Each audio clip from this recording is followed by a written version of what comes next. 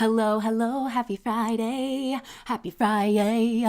Welcome to our Friday Witchy Hangout session where we combine our energies and ask a fun, juicy, sometimes serious or spiritual question. We do this every single week. I hope that you guys had a good week. And before we get into the reading, I have a very special announcement. We'll talk about it at the end in more detail, but just here up front, I want to let those of you know, in case like you forget or you don't hear at the end, that we finally got the personal reading situation sorted out. So if you're already on my wait list, which I've got 50 people signed up on the wait list, I'm about to be like moving through these in the next couple of weeks. That's my intention. So the first group on the wait list is going to be receiving emails today. I think we're going to send out like the first 10. I'm going to go over this at the end of the stream, but if you're curious, if you know you signed up for my wait list and you're wondering where you are on the wait list, you can go to my website. There is a place where you can figure that out. And also if you are a Patreon member, we have an announcement that's going live over there. So it's all going to be like written out for you and like the links and everything. So you can check in over there. And I know I have a Patreon tier that you guys are going to get announcements whenever I have like personal readings available. So I'm working through the backlist that I already have. Hopefully I'm going to have those here shortly, but I do have a few to go through, but I've got some time here in the next couple weeks. So I'm hopeful that I can just get started with those. And I apologize for the wait for those of you who have been waiting for a while. So, okay, that's the first little announcement here. Did you want to add anything? No, that's fine. Okay. Okay, cool. So getting into this, we're just going to compassion this space. Compassion, compassion, compassion. Also, this might be a special message for somebody. Alex moved my little couch thing yesterday. Thank you so much for the super chats, you guys. Petal just did one, and Tasha Blonde Diablo starting us out as per usual. I feel like you're always one of the first ones. But when he moved this little couch out of the way, these two cards he found in the corner here, and it says handshake and harp. So handshake, a meeting with a stranger could be important, and then harp, it says great happiness. So for some of you, I feel like that was just a special message that we were supposed to share for somebody out there. So, okay, compassion. I just want to read these super chats really quick. Put me on that wish list. And Tasha Blonde Diablo says, thanks for all the time and energy put into these. Oh, you're welcome. And there's another one that I wanted to read too, because I think it was Marion. So today's reading is obviously like, do they find you attractive? And she said something like, I already know the answer, and it's yes. And I just love the confidence of that. So, okay, moving right along into the reading, we have 3 piles as per usual. We do have an anchor card, which if you're new to this, the anchor card, it's not a choice, but it's like a common energy that goes into all of the piles. And some people like to know what the anchor card is because I feel like we read these cards together. Actually, when I was just doing my prayer before we turned this on, I was like, I always pray for you guys, like for your energy to be protected. And I called you my coworkers. So you're my coworkers. Yeah, the empty room, this is the anchor card. So this is a common energy that's going into all 3 of these piles, if you care to know about that. I'm noticing too, there's like a purpley tint, like a more purpley tint that's coming through on that one than the one that I have in real life. So that's just standing out to me if purple is significant. So pile select. Okay. That is the 3 piles that we have here. And we have pile number 1. Pile number 1 is the prayer. Pile number 2 is the unseen. And pile number 3 is the threshold. So I'll put all these up if you haven't already chosen your pile, or perhaps multiple piles, or if you already have. It's always good, as they say, one full breath is a meditation. So I just like to put my hands over my heart and close my eyes, turn the gaze inward, and just allow all of the energy and the noise around me to just drop down. Just take however many, whatever feels natural to you. Just take a couple of breaths here. Connect in with yourself. And then whenever you're ready, just open your eyes and allow yourself to be drawn into whatever pile or multiple piles you feel drawn into, keeping in mind that that can be a clarifying message in and of itself. I firmly believe that everything that happens when we create sacred space here, and we're just saying like, okay, I'm communing with spirit, we're divining, right? And I'm open to receiving some kind of message, that everything that happens in this space can be helpful. And I feel like it also teaches us how to commune with the universe, but also better understand ourselves. And that to me is like the higher purpose of all of this, even though we are living human lives and we have natural human curiosities. Callie, thank you so much for the super chat. Yay! All right, so with that being said, let's get into do they find you attractive? We're going to go to pile number 1. Happy birthday, Sarah! We are your coworkers, cheering you on and watching you put your lip gloss on. I love it. I get to watch the live for the first time. Welcome, welcome. Okay, so moving into pile number 1. Okay, do they find you attractive? Let me just see here. Let me just check. Let me just double check. Okay, so Spirit, does pile number 1's person find them attractive? Okay. Just as a reminder, I might have to say no in some of these piles, but it still doesn't mean that other people don't find you attractive, or that you're not an attractive person, because, you know, beauty is in the eye of the beholder. So, okay. Does pile number 1's person find them to be attractive? Some of you might be wondering about this because somebody here could have walked away.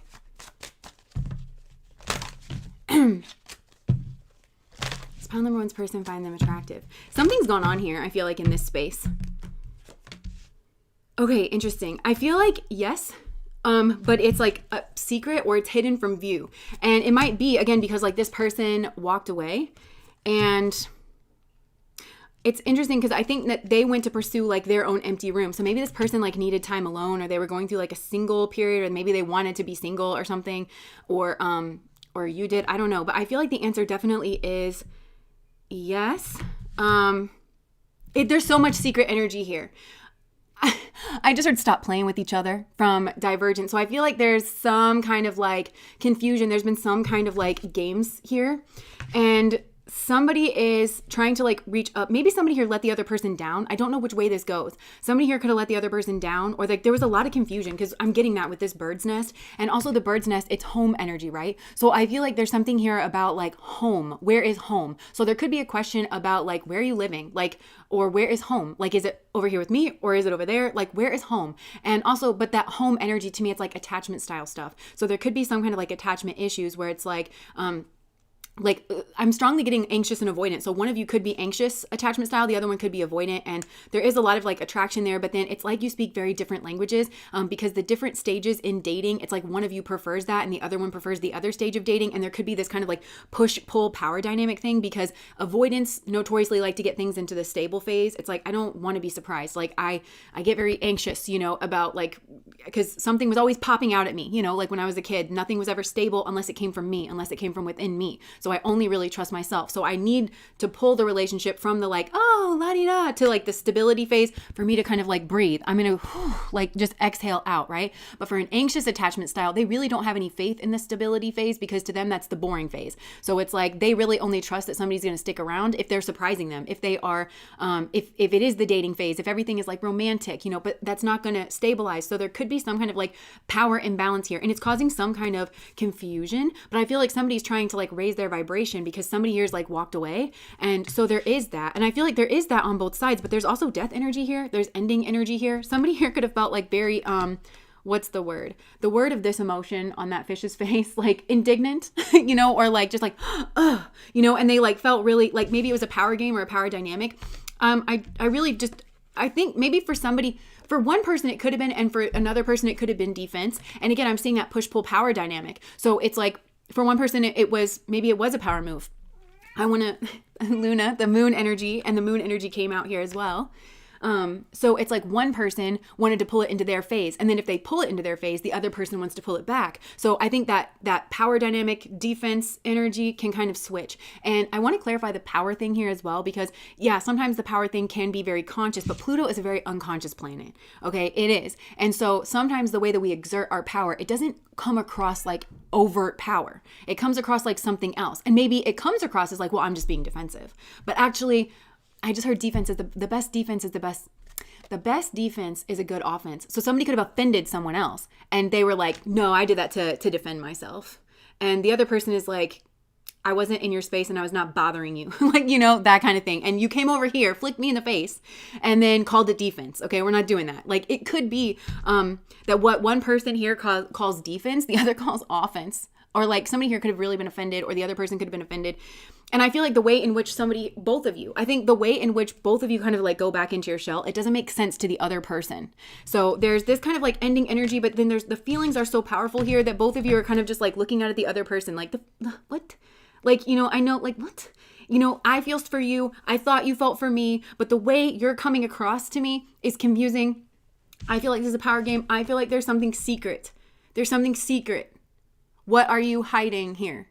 And the way this is coming across is like, we have a masculine and feminine. So it's like masculine could be coming across in Pluto, feminine could be coming across in Moon, or just like flip it. Or even this could be your own energies, like your own masculine sides coming off Pluto. And but there's a confusion. So I think too, it's like, okay, when I did that and I was like Pluto, but it was clearly the Moon and like this feminine energy.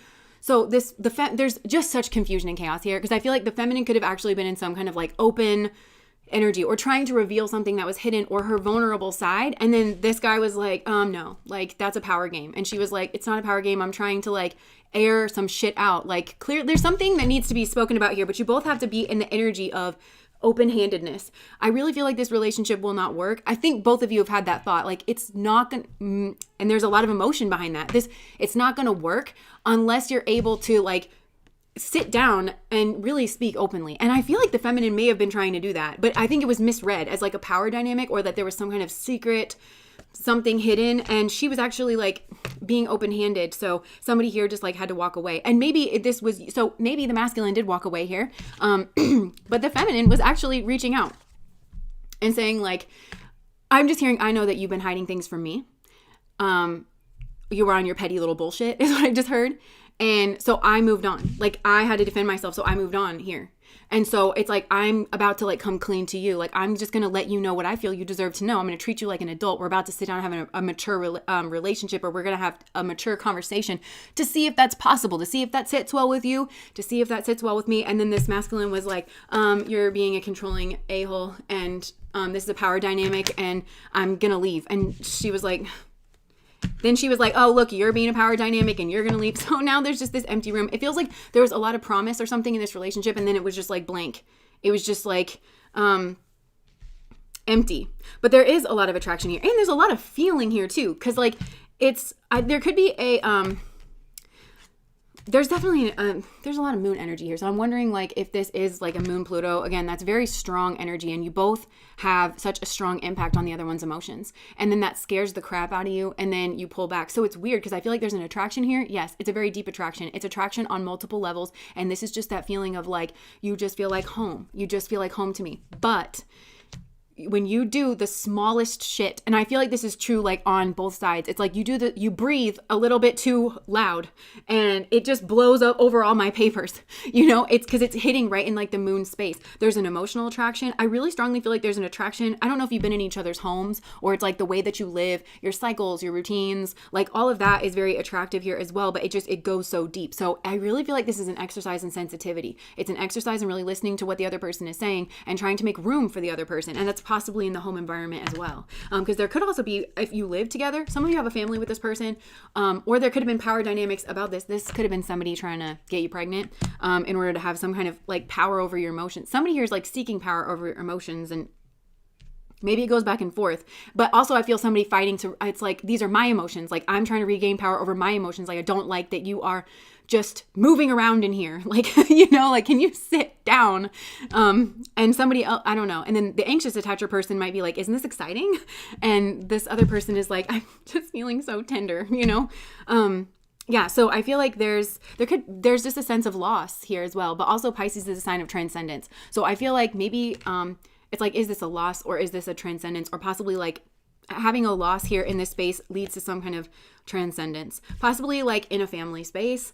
There's some kind of karma here around like control in a family environment, which again, it could go back to childhood where you both felt that, but you felt that in different ways. And I just heard fighting for control in your family environment, like fighting for what made you feel comfortable and for what made your emotions. And I just heard dissociation as well, because when you don't have a lot of control over your home environment, sometimes you just learn how to dissociate and like completely sever from reality. So somebody here could have done that moon, like fears and illusions. There's a lot of fear of the unknown here. There's a lot of fear of the power of this connection, because if you don't have two people here that are mature and that have the other person's best intentions at heart, you're going to mess each other up. And you can mess each other up fast, quick, and in the worst way possible with the moon. Like, it's too sensitive here. It's too sensitive here. Yeah. And so I think both of you it feels like the other person just has too much access, like, to your inner space. I feel like this is probably going to feel very uncomfortable. I also feel like I just heard the masculine here could have cheated, or fallen for some kind of temptation, and that was intended by whoever did that as well. And then wanted to play some kind of weird victim martyr game. Weirdly, I feel like he was trying to harm somebody else, like he was a persecutor, but he was also a victim as well. Somebody here is like there's somebody else in this relationship that's like interloping, and they're very cold and they're very calculated, and they're a part of somebody's routine here. And I also think that caused the other person to move away. Yeah. I think the masculine cheated, and I think the feminine here, look at this. This is not her natural energy. Or she's feeling like, okay, like, and just like trying to, like, she's just so, I just heard depleted. Like, not good enough. And that's what, okay, and then Mercury and Libra. And this Libra card here in this deck, this is such a weird card to me, because it, like, look, it's the relationships, but then it looks to me like she's blocking off her heart. So I feel like whatever happened here, she was like, no, like, it's, she's got to block off her heart here, or flip the genders if you want.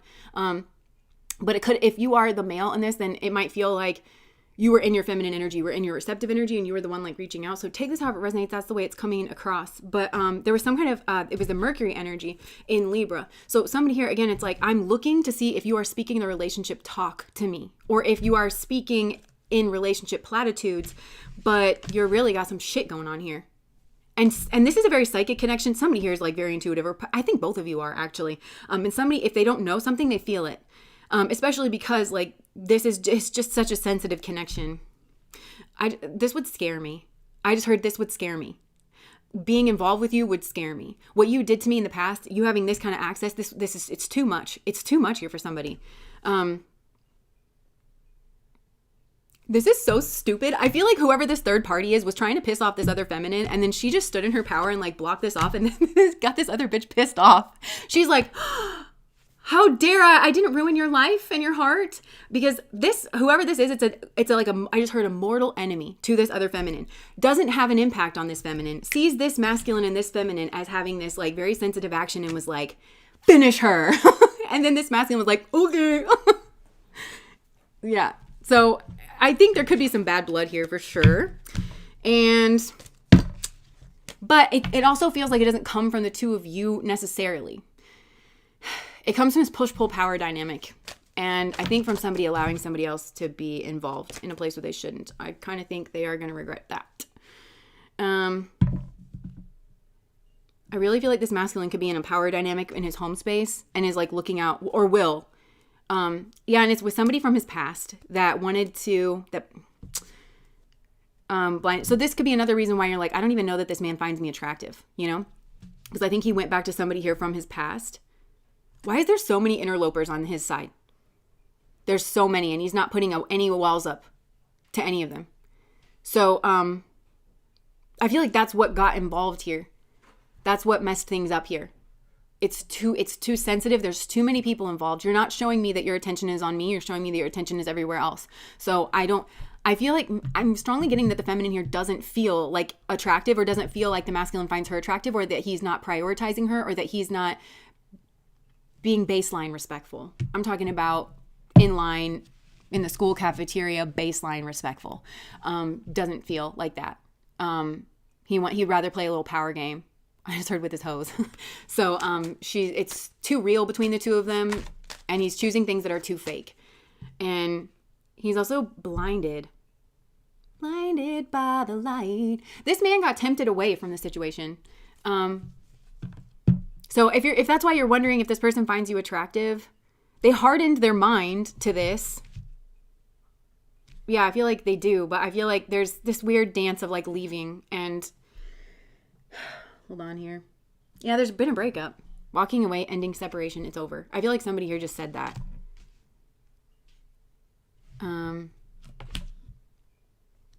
Yeah, you're both hurting from this. And you're confused. But you're giving a different impression. And another weird thing that I feel like this has done is it's fueled both of you in your own endeavors. Like your own business endeavors, or it feels aggressive, actually, almost. Like both of you are like, I'm doing fine without you kind of thing. Not that I feel like you shouldn't be. And somebody here is like just hardened their energy. Just really like, I don't get in my emotions towards you anymore. Maybe both of you feel that way. Yeah, there is a natural attraction here. Yeah, there is a natural feeling here, but I don't get in that space with you anymore. I fight it. Yeah. And it makes me feel better, and it makes me feel safer to stand in my power. And to be in my Leo endeavor. So this could be like exploring other romances, or like working on career or legacy or something as a form of defense. You know, like I just, And to be alone. So this is a weird relationship because I don't even know what this is supposed to have done on a spiritual level, but I feel like it's actually given both of you maybe your independence. Some kind of rebirth energy. But it's like, I think you both have rebirthed from this, or you will. And then the other person is like,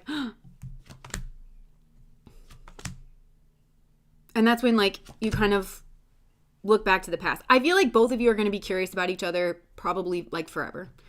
I don't know that either of you have ever felt a connection like this to another person, whether you want to admit it or not. But there was a very negative feminine energy here. There was a very negative feminine energy here that was obsessed with this divine feminine who is here, just watched her, jealous. And, you know, Venus debilitates in Virgo. So it could have like picked this person apart. And at the very least, this is just energy. And this person like got in between. I mean, this is a delicate connection as it is. Ew, and this is like a friend. So this could have been like a friend.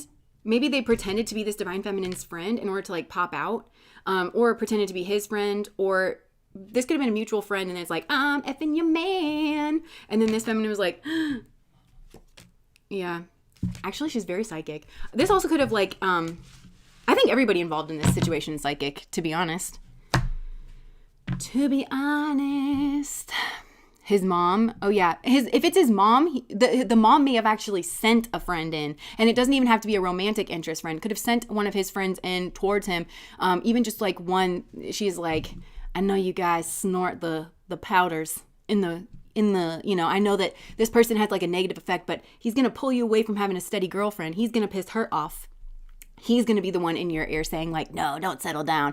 I know you won't listen to your mom because it's like, I'm not hip anymore. I'm not cool. But if he says it, or she could have sent like a former ex towards him, or like something, if it's a mom energy. Ugh, this is nasty. This is just nasty.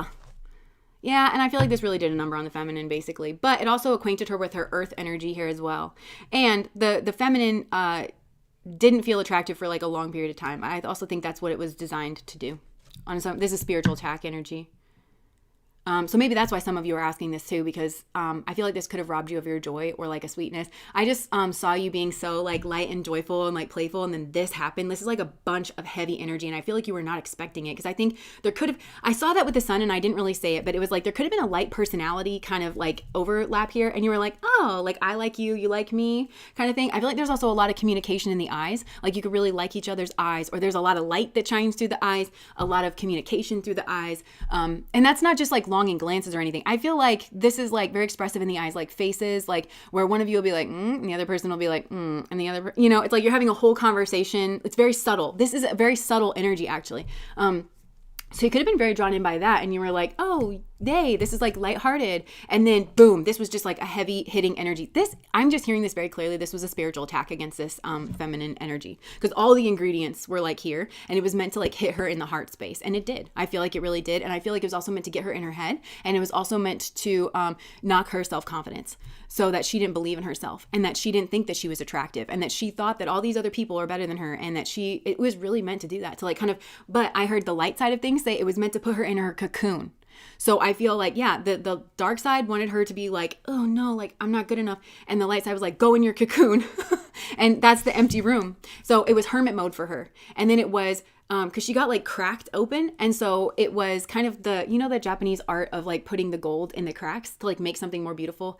They believe that it's like they make it more beautiful and more valuable if it's like been broken. And I feel like that's exactly what has happened to her, or what will happen to her, because they're putting that gold in, and they're like really wrapping her in this. And I think that she's going to emerge this like butterfly. So it all has a purpose is what I'm getting. This is a connection with a relationship with a purpose. And I just heard, if you can keep it, then you can keep it. But if you're going to be a pawn in some kind of dark force game, then I feel like it's going to lead to a breakup in some kind of empty room, some kind of like emptiness. And I think that's actually for the masculine. That's the masculine's journey. So the feminine's took place pretty immediately because she took the brunt of the cruelty. There's a lot of cruelty actually in this connection, which you cannot have cruelty in this kind of connection. It just goes too deep. It hits you in too sensitive a place for both of you. You can't misuse that energy. You've got to be worthy of it. So, and I feel like this masculine went off and was like, oh, I don't care about you. And then like did whatever he was doing. And it feels extremely unconscious. And it feels also like I'm better than you. And it feels like aggressive in that way. Like, oh, I'm going to show you kind of thing. And she was like, I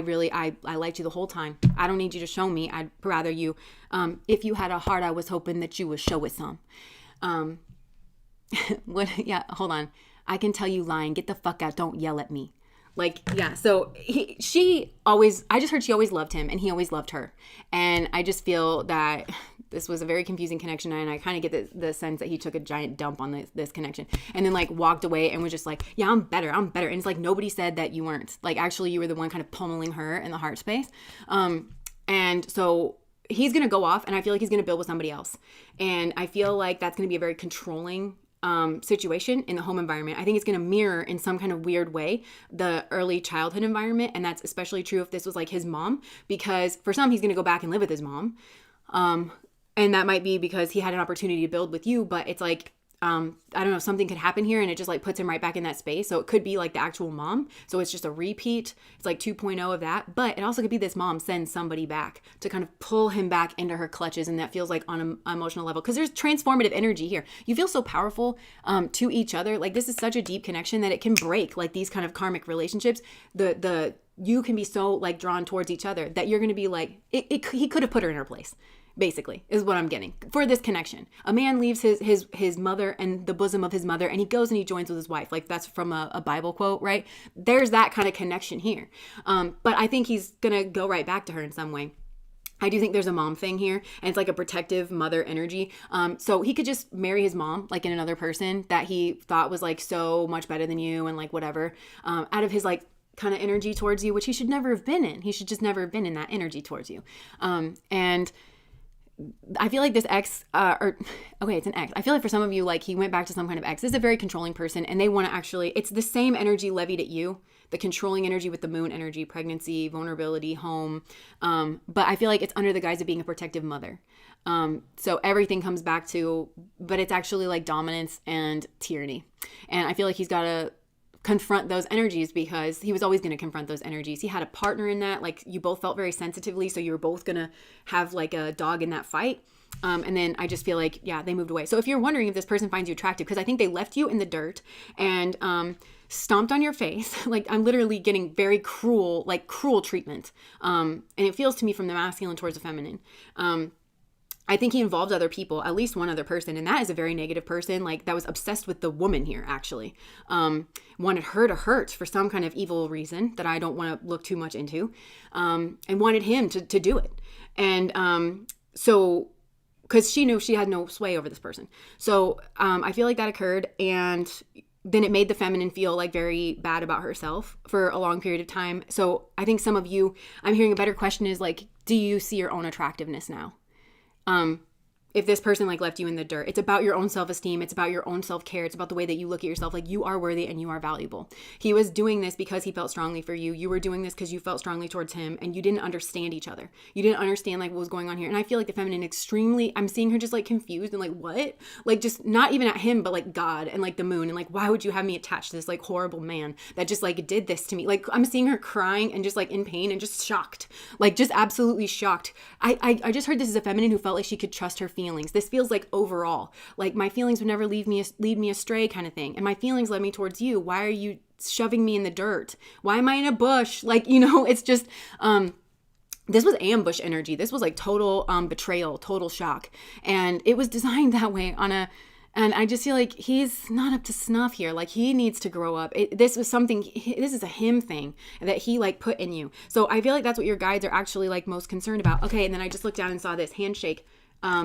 A meeting with a stranger could be important, great happiness. So there's somebody coming in, and I've been picking up on this quite a bit. This is somebody who understands you fully and completely, could have gone through a similar experience as you, been treated very cruelly. I feel like there's a masculine that's coming in that these energies would be reversed for, where he was the one where his partner was bringing in third parties, stomped him in the face, stomped him in the dirt. They feel like very they had that like very strong connection, and the two of you have that as well. Like you are gonna nurse each other back to health. Where it's like, I noticed your face was dented, and so is mine. Do you want me to like blow some air into your face, and then you could blow some air into my face, and like then we can just like love each other in a normal, healthy way and make each other feel like safe. And there's no power dynamics in this like home environment. I actually feel it's very transformative. And I think that it may actually sever this other connection, like for good, between the two of you, where you're learning what healthy love is. And you are balancing each other out in that way. And it feels healing, rejuvenating, and just like a fresh start. Because I saw you like on a breathing machine, and then like you were like, I feel so good. Like I'm hearing like I feel so good and I feel so liberated. So spirit is sending somebody in, and it's gonna like sing your heart back to life. There could be a connection here with music. Somebody here could play a stringed instrument and might play a stringed instrument for you, or like write songs, or there's a hand connection here for sure. Like I feel like there's like the healing touch. There's a hand arm thing here. I think you like each other's hands. You like touching each other's hands, or there's some kind of energy transfer when you where you just understand each other. I heard like this is another thing. It's like if you're ever feeling scared or in this new relationship that's coming in, you can touch each other's hands and make sure that your palms are actually touching, and you'll understand each other. Or it'll actually like ground the energy. Even if you're having some kind of confusion with like your words or something, if you just touch each other's hands, I don't know. That's so weird, but it feels to me like, okay, I know that you're not like trying to hurt me, or that you're not trying to confuse me, and that we're on the same team and stuff. So, and this person finds you to be very attractive. And I think this person that's coming in finds you to be an answer to their prayers, and they're going to have come off of a breakup and come out of this empty room where they had spent time alone, in that hermit mode. I think you both mirror a lot, like this new person that's coming in. And I just heard the diamond in the rough. So this new person feels like you're a diamond in the rough, and this person's somehow going to undo what he did to you. He's going to reflect back to you that you're beautiful, that you are wonderful, that you are precious, that you should be treated with sweetness and kindness and tenderness, and never with cruelty and force and harm. And I just feel the two of you are very protective. It's like you guys are in this empty room together. I feel like this is a person that's coming in that you can can be quiet next to, and it's totally fine. Like you both feel comfortable. You just feel this feels really good. The connection is coming in, and I just heard, bring me a higher love. Oh, so I feel like this is actually some kind of higher love, and it's going to piss off this person from the past. It is on both of your sides. I think that you're standing in your power, and that you are, and there could be some kind of unexpected communication, like where the communication doesn't go the way that they thought with you anymore, because you've outgrown it. I think you needed to outgrow this. I think you had an opportunity to outgrow this together. But if this person's going to treat you cruelly, then I feel like need to move on. So that's probably why you're asking, does this person find me attractive? Because I think you got stomped. I think you got like curb stomped in this connection. And it was by more than one person. And rather than get out in front of it and be like, I just saw this TikTok, and there was this man that was protecting his wife from her father that like bullied her. And he was like, I will protect my family. I demand respect for her. She's going to be respected. She's going to be treated well. This previous guy was one that was like, not only are you not going to be respected, I'm going to be the one doing it. And if she wants to have a shot, well, then I'm going to hold you and I'm going to let her punch. Like that's him. Okay. Messed up, not okay. That's not love. And he mistakes love for dominance, and he wanted to put you in some kind of cage. I really hope this man didn't put his hands on you, because there's a lot of very vicious energy that's like coming through. But I feel like it was more emotional, because we had that Pluto moon connection, and moon is like the emotions and the mind, and like affecting your mental space. I'm hearing that Selena Gomez song with the heart once, and at the beginning, like when she's crying and she's like, you make me feel crazy. Yeah. So, but this person does find you attractive. They've just like kind of hardened their energy, and they thought that they had like leveled up by doing this in their mind, by being like, yeah, and then like, hardening it up to walk away and be like, all I do is win, win, win, no matter what. But it just hardened. It's like a diamond that's actually coal, like it didn't harden the coal. It's actually like somehow coal. I don't know. But I feel like then you had to give up on this. I feel like at some point you had to like just choose yourself and move away from this. And that's when this other person is going to come in like an answer to, or I think you're going to level up, and then you're going to be somebody's answer to their prayer. Yeah, through hard work. And you've actually gotten through some kind of karmic block. And you needed to be more independent because this person's trying to control you. It might have been like too codependent of a connection. It's a very deep connection, but it can't be in this like codependent realm. So yeah, I think that you feel that there's a very strong attraction, but then I feel like this man acted in ways that confused you and probably wounded you quite deeply in the way that you felt about yourself. And it was designed to. And I mean, Pluto is a very subconscious energy, but I mean, I feel like it's just right beneath the surface that he was trying to. So that was pile number 1. I'm deeply sorry. But I just heard the divine has been hearing your prayers. If you've been praying about this, like you recognize that this has been like a low energy and that you don't deserve this kind of treatment. I also heard that your friends don't deserve this as well. So I don't know if you feel like your friends have really had to support you, or that this person also harmed your friends or was treating, like this could be a guy that cheated with your friends. Like, you know, for some of you, your friends don't deserve this and you don't deserve this. Nobody deserves this kind of treatment. He needs to go away somewhere. And I think he needs to be alone. He needs to leave people alone unless he can be cooperative. And I just want to remind you that a relationship is a cooperative endeavor. So if you're not in a relationship with someone who just feels like I want to be cooperative, it's not going to work from the jump. And this person can throw out however many relationship terms they want to throw out. But if they don't have this heart for like cooperation and I need to hear you and you need to hear me, then it's just not going to work. And this person was not cooperative towards you. It was all power dynamics. And I think you felt whipped around by this person as well. Like, especially, there is just this deep, you just felt whipped around. This person's not worthy of that kind of power that they had. And so you've had to choose yourself and cut away. And you're going to actually know what a healthy love is. And a reciprocal love here as well. It is actually a divine love, I think, that's coming in. I just heard, I'll show you what a divine love is. It's something healthy and cooperative and where you're not just being emotionally curb stomped all day. And there's strong intuition here. I feel like you're spiritual. Yeah, you're really growing in your spiritual gifts as well. And that's kind of the gift of this. But this feels very much like going out of the muck kind of energy. So anyways, that was pile number 1. Compassion. Being a human is so hard. And I think that you understand that. You're like, you know, being a human is really hard, but I just don't want to, I can't. Okay, I can't be your punching bag. And I don't feel like God's expecting me to be your punching bag kind of thing. So. Whew. I have so much whiplash. They came after one of my friends. Tried to harm others too. She's part of my soul group. My soul group rallied around me and they took hits too. Yeah. I'm going to break a bondage. Compassion. And not just mine. Yeah. I feel certain that there will never be love, not ever. You know what's so funny is that I had, I'm pretty far ahead in the readings that are coming out. And I just said in one of the readings that, you were manifesting love. But when you popped up into this new like reality, I heard, I didn't mean to. Like when you run right into this King of Pentacles, this like, I didn't mean to manifest you, but you were just, that's part of manifestation. I feel it's like once you're fine without it, like you've really resolved something when you don't feel any kind of like longing or emotional pull, and then boom, there it's going to be. So even if you've like totally given up, and I mean, not everybody wants a relationship. So I'm not saying that it's going to happen either way, but I am saying that for some of you, it's like, isn't it funny that that's just how life tends to go sometimes? So anyways, let me just put my gloss on. I ordered a refill of this, you guys. And I got another color. Catherine, thank you so much for the super chat. Sacred Spaces and Times. SST. Sacred Spaces and Times.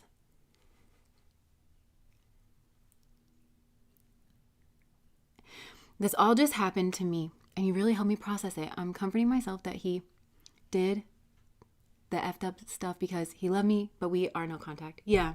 And that's like a mind mess too.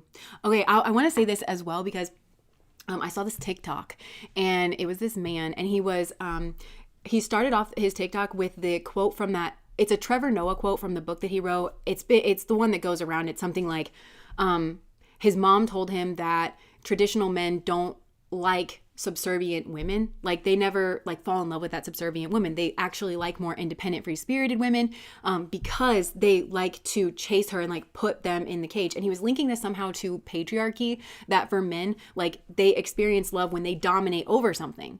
that's what they're like, yeah, like I did the thing. And so he's like, that's where a lot of women are like, well, wait a minute, how did I get into this life? Like I didn't want this, or I didn't want this at this time, or they just feel like they got swept away, or they got pushed along, like in a relationship in a way that they didn't want, or in a way that they weren't ready for. And he was like, that's because in the patriarchy, you are at the pinnacle if you dominate something. And so I feel like this man could have, that's why he's confusing control with love. You know, he hurt you. And I don't think he knew. I think he did know that, but it's like part of like the training or something. I don't know. This pal definitely resonates. Coming out of the most painful relationship, I was treated like that. Yeah. And honestly, this reminds me of, there's a book, The Fourth Turning, and I checked it out from the library and I meant to read it, and I checked it out as long as I possibly could, but there's like PowerPoints and stuff, but it's a very interesting book. It's like a historical book, but they talk about like the different cycles in society, like in civilized society. I think they clocked like American cycles, but I think this holds true more and more for like other places as well. But the fourth turning, it's this very destructive like period. And when they interview people that have lived through fourth turning events, which oftentimes involve like war, bad, like big major upheaval, revolutions, like, you know, that kind of stuff. They're like, would you ever want that to happen again? And they all say no, like, whew, I would never want that. But they're like, can you imagine going back to like the way it was before? Because usually there are good things that come out of that. That's like, oh, well, we learned this entire new way to do it, or we got rid of something that I didn't even know that we didn't need, or like, you know, some kind of major change and restructuring comes out. And I feel like that's going to be this for this group, where it's like, whew, that was hard, but you know, I don't have to repeat it, and you know, I made it out, kind of thing. So I downloaded this book after you mentioned it a few times on my next reading queue. Yeah, the other thing about that was they talked about time. Like, as I read the first little bit, they talked about time, and like, okay, so we used to think that time was random, you know, like like early human history, you know, like we didn't understand that time was cyclical, because it moved into like cyclical time, which is, oh, spring comes and then the summer comes and then the fall comes and the winter comes, and you know, you do the thing and then you have babies, and like, you know, you didn't realize that there was kind of these recurring patterns. And then we moved from cyclical time to like linear time, which is kind of like this, oh, we progress like kind of this way, you know. That was another thing that really helped me to understand. I felt like my spiritual self and perspective as well. So that's just neither here nor there. But yeah, I think it's an interesting concept. And they wrote it in like the 90s. So anyway. Okay. Fun times. There's definitely new growth out of this emotional forest fire. Yeah. And that's ultimately why I feel like God is benevolent, because we do go through things, but I feel like there always leads to some kind of new potential or new growth or new possibility. And I do feel like this group is kind of trying to shift their sights over there. So, okay, if you're new, if you've just joined us, we have a 3-pile selection here. We just did the prayer, which is pile number 1. We're moving on to the unseen. If you just needed to take a moment to choose your pile, I'll leave this up. And we're doing, are they attracted to you? I'm saying that for me. All right. Pile number 2. Compassion. Okay. I feel like this person's watching you.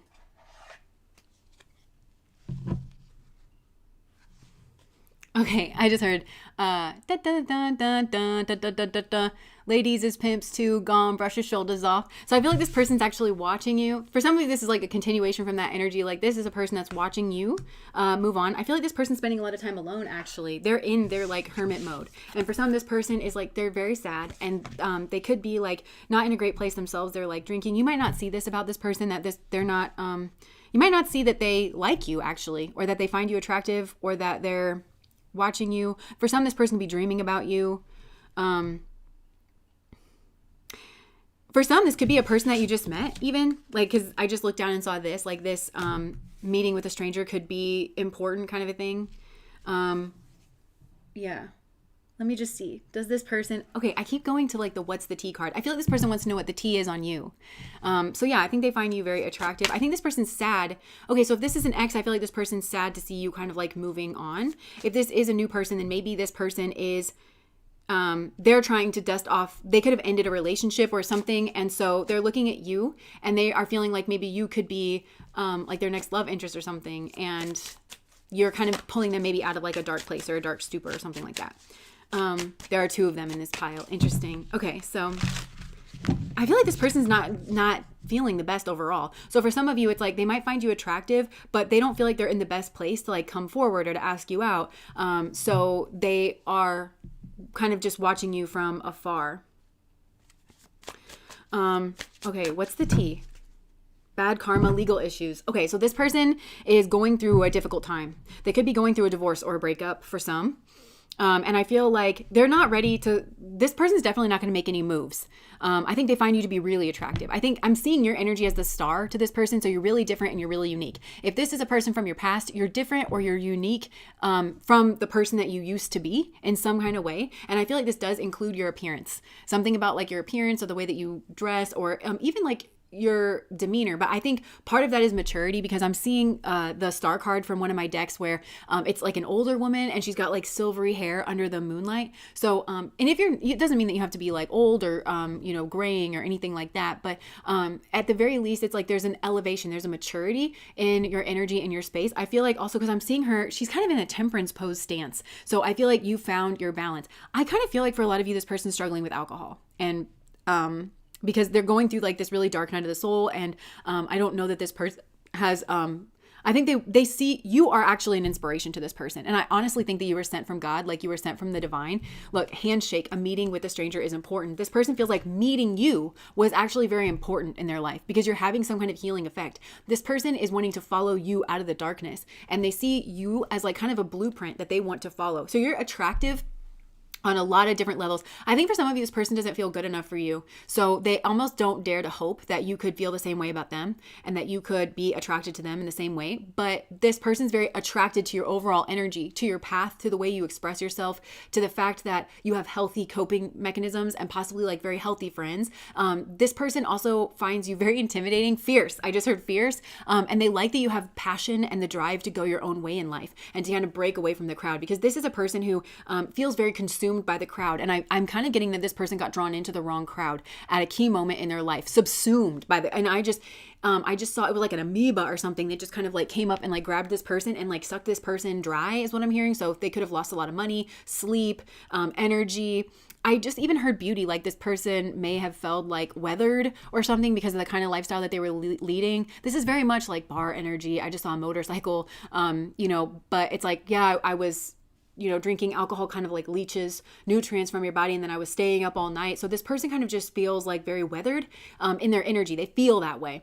But they see you, like I just heard you're a tall drink of water, like you're refreshing, you're nourishing, you're smooth, you're moist. Like for some of you, this person thinks you have very dewy skin or very like supple skin. Or like there's just some kind of change here, but this person feels like they're going through a dark night of the soul. Something here is like really ended for this person. They feel like they're getting some kind of bad karma. And keep in mind, karma means action. So, and it's also like some kind of lesson. So this person's learning a lot, and I'm hearing dark night of the soul. So they're going through a dark night of the soul. They're learning a lot. I just heard like they feel like I can see clearly now, the rain has gone. But this is like still kind of blurry. I feel like this person was like in total darkness, actually, like subsumed by it. Yeah, kissing ass. And I'm hearing myself from like readings past saying like it's so important to learn the difference between like flattery and genuine praise, because I feel like this person might get buttered up really easily, and if you basically kind of kiss this person's butt, then they'll just kind of follow you. They kind of really get drawn into like, oh my gosh, you think I'm cool, like I want to hang out with you too, kind of thing. And it's led them, yeah, wolf in sheep's clothing. Somebody here like flattered this person into a certain direction and into a certain lifestyle or habit style that they don't agree with, is what I'm hearing. So they are coming out of this and they're recognizing that they don't agree with it. And I think part of that is through seeing you, and you're independent. Somehow you're independent. Maybe you got independent of them. But they see you as being like very independent, again, showing them the way out. They got really taken in by somebody here that was a wolf in sheep's clothing. They're really into you though. Good chemistry, great vibes, positive. This person thinks you got great vibes, and look at that. Look how sweet that is. And it's so colorful. That's like the colorful kind of, it's warm colors is what it is. Soft kind of warm colors here. And they really got drawn in here by somebody. And I feel like this person, look, photo proof or getting evidence of talking shit. So maybe this person, I think they feel that a meeting with a stranger was important, that This person could be trying to get evidence that you were talking shit, but I kind of feel like this person and their like little club of haters were talking shit. Okay, so that was like the group that they got subsumed by, maybe, that were talking shit. And it could be about the kind of person you are if it wasn't about you directly, because you're showing up as Aquarius. So you could actually be a part of a group, but this would be a wider group that like is kind of global. And I don't mean that it's like affiliated globally, but it's like you can find this kind of person all over the globe kind of thing. So I don't know, that's kind of random. Like a big group that you're a part of, if that makes sense. That maybe can connect on like the internet. So it could be something like us, like, okay, well, she's like into witchy shit or like the tarot, and that's stupid, is probably what these people are saying. Or it could just be like, I don't know. I just heard like Muslim, or it could have to do with like your race or your culture. So this person could have some bigoted views, or like people around them that have bigoted views. This person felt like you were ignoring them. Or this person admires the fact that you ignored all the hate that was coming at you. But now I feel like this person is getting their karma. They're in some kind of legal battle. And I think it's because they got... so this could also be kind of a group that sucked them into a criminal lifestyle. So this person could have done underhanded things or illegal things that have been found out, or are being found out, or are being like brought into the light. Or again, I feel like this person got into a relationship where they actually felt very alone. They felt very lonely. It was very empty. I just heard there's a card deck from Kat from Weird is the New Black. One of her decks, she has like quote decks. And one of them is like, I just lost it. Dazzled by a relationship that in reality has very little to offer. And I feel like this person was dazzled by a relationship, but it could have been a relationship with a group. Like, oh, I'm accepted. So this person can have an issue with being accepted. That's why they find you so inspirational. It's because you don't care about it, or seemingly you don't care about it. I mean, you're part of a social species, so it's hard not to care about it, But this person thinks that you can stand on your own, and you don't care if somebody wants to pick on you. And this person can see the fruits of that, and that actually you being diminished behind the scenes, because I get a feeling that there was gossip here. You being diminished behind the scenes didn't seem to affect you. I think it probably did. I think that you could probably pick up on the fact that these people were like very hateful. I just think that you don't stoop to that level, like you refuse. And I think you have a very level head and a clear headed perspective that if somebody's going to do that, that's not the right thing to do, And it feels like they were taking cheap shots too. Like whatever it is, it's like very superficial, or it's not grounded in reality. Or it's like these people just were determined to hate you, or to hate your kind of person. So I'm hearing stereotypes. So they just leached on to whatever stupid stereotype that they didn't bother to check. Like these people, there's, I said this in another reading that hasn't come out yet. But it's like the field of psychology works with clusters. Literally, it's like cluster A, cluster B. So you notice that there's certain traits that tend to cluster together. Not all of them express at all times, right? But whatever traits that these people have around, like whatever stereotype they shoved you into, are wrong. I can just see that they're wrong, and they are not willing to look at it, because them associating you with that stereotype is about hate, and it's not about truth, or it's not about making a genuine statement of truth. They don't mean what they're actually saying. They're just mean, and they're trying to tear you down. And there's nothing that you do as a person, as like in the substance, the content of your character. There's nothing for them to grab onto. So instead, they have to shove you into an incorrect category with all their bullshit misconceptions and destroy that, like using those bullshit misconceptions. Like, oh, well, you're this kind of person, so you must be stupid or lazy, kind of a thing. And it's like, not everybody in that, first of all, that's a fallacy, because not everybody in whatever group this is like stupid or lazy. And you're certainly not. And they can see that, but they're like, oh, well, I can put them in this group, and people say that this group is this way. So now I'm going to say that it's a roundabout way of like, I'm going to say this person is like stupid or lazy. And you're just not. They're just mean people, and they're ignorant. There's an ignorance to this group that this person found themselves in. There's a belligerence, and there's a determination. This is very crabs in a bucket. Like you were the one like kind of climbing their way out. And in a weird way, I feel like you were a gift from God. This person's seeing that. I think I said that earlier in this reading too. You were like a gift from God. They saw you climbing your way out of the bucket, and all these other crabs were like, "Meh," and they were like trying to like pull you back down. And this person sees that. They see your like unwavering strength, your commitment to yourself and to goodness, because it was ultimately like your commitment to goodness and truth and just basic decency. Like, I think you're like, I don't know that I see myself as like this like superhero, like with just superhuman strength. I just have a commitment to like not being ignorant, and to really finding out the truth about something, and I try to check my own biases, and I try to check my own stupidity, and I try not to be just an overall mean person, you know? And so I think that you really pack a punch with your energy, because I think if you are the person that's like, no, this is just absolutely unacceptable, or when you kind of, when you say, no, I don't mess with you guys, like that means something coming from you. It doesn't mean anything coming from these hollow vessels that just want to drum up whatever worldview they find to be most advantageous for them at any given time. Like it doesn't, the words that they say aren't connected to anything, and they'll change, just as quickly as the wind and the weather changes, because they aren't rooted in truth, and they don't care to be. So this person got wrapped up in all of that. So this to me, it's like a haterade. So I just heard, so we ain't never hating in the shade room. And basically, I can't remember the line before that. It's a Nicki Minaj song, but it's like, basically like my shit is on lock. I'm happy with myself, so we ain't never hating in the shade room. And it's like everybody in the shade room needs to start looking at themselves and figure out why they're so hateful and mean. Like, because clearly you're not happy with yourself in your life. This is such a mark on you. It's not a mark on me. So that's the T. And I feel like maybe everybody there is getting their karma. This could be a nasty little group that's just getting outed here. Child services. Kids at risk of being, okay, this isn't funny. I kind of thought that it was like they were like childish or getting called out for that. But then literally the first line says kids at risk of being taken or is about to, reporting something, neglect or abuse. So somebody here could be at risk of having their kids taken away. It doesn't necessarily have to be like neglect or abuse. Look, fake smiles.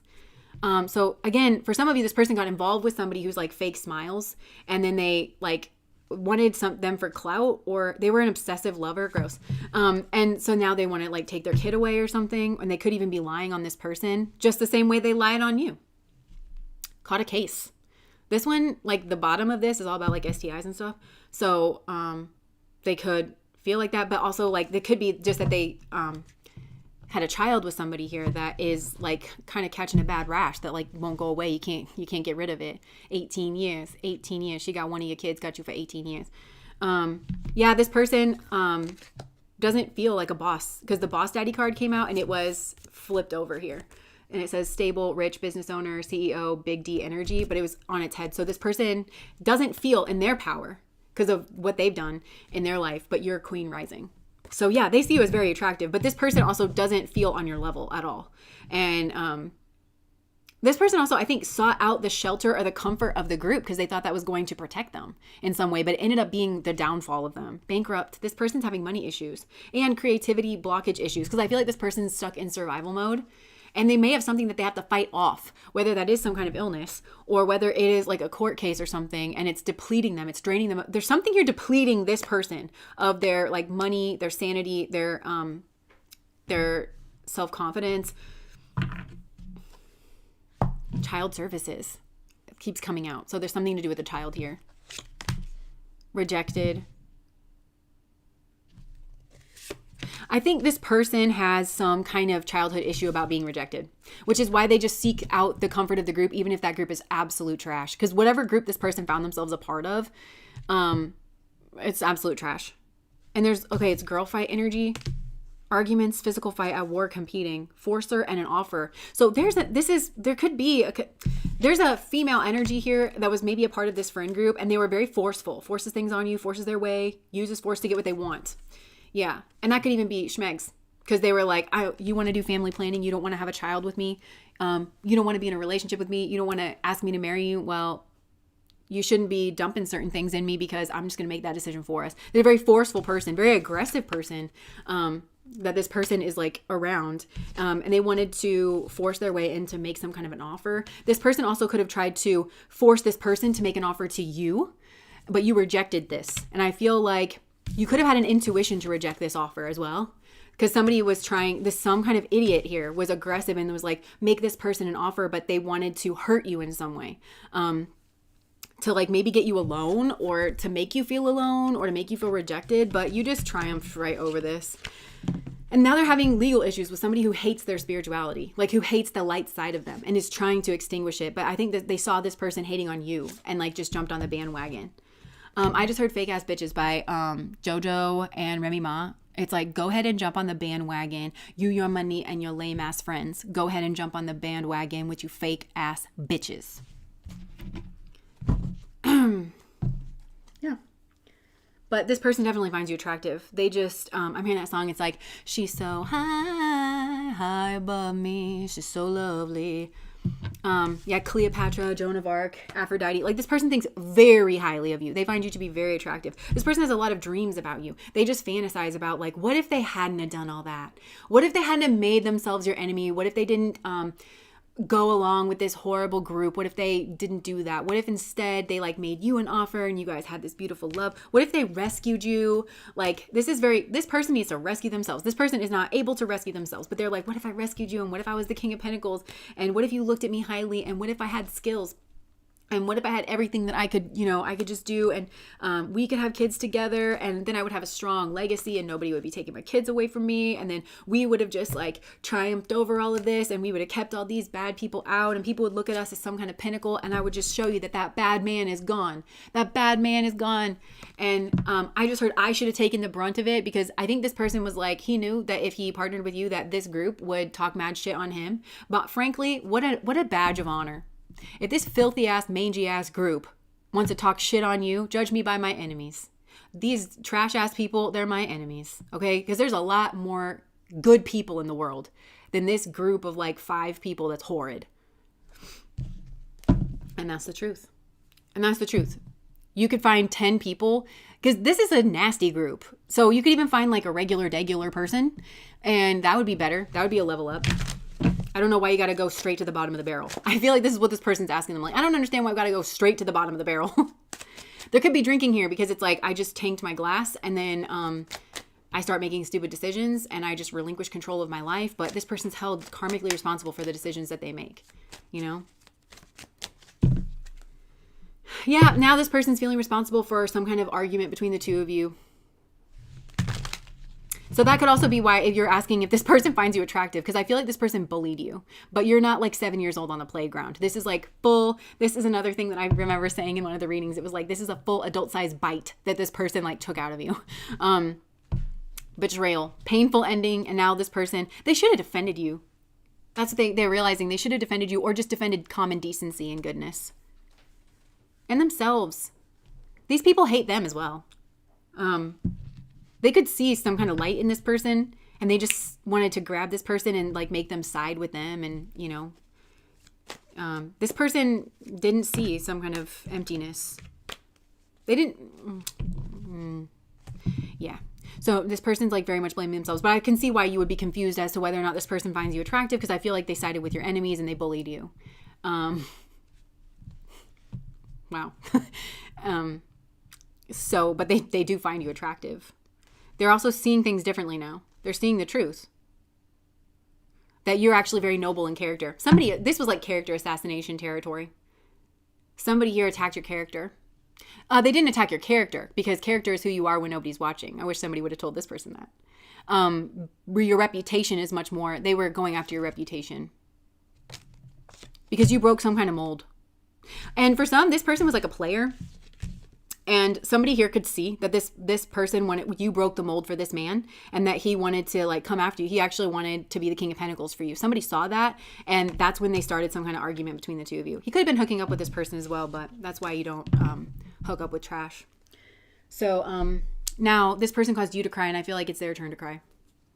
This would gross me out. Like, honestly, I kind of feel for this person, because think about if you touch somebody in an intimate way that is like this nasty and like this decrepit. Like, I'm sure this person's going through it. Like, when this person's kind of like realizing where they put their mouth and like other things. And for some, they have like they made an actual human being, like with this person.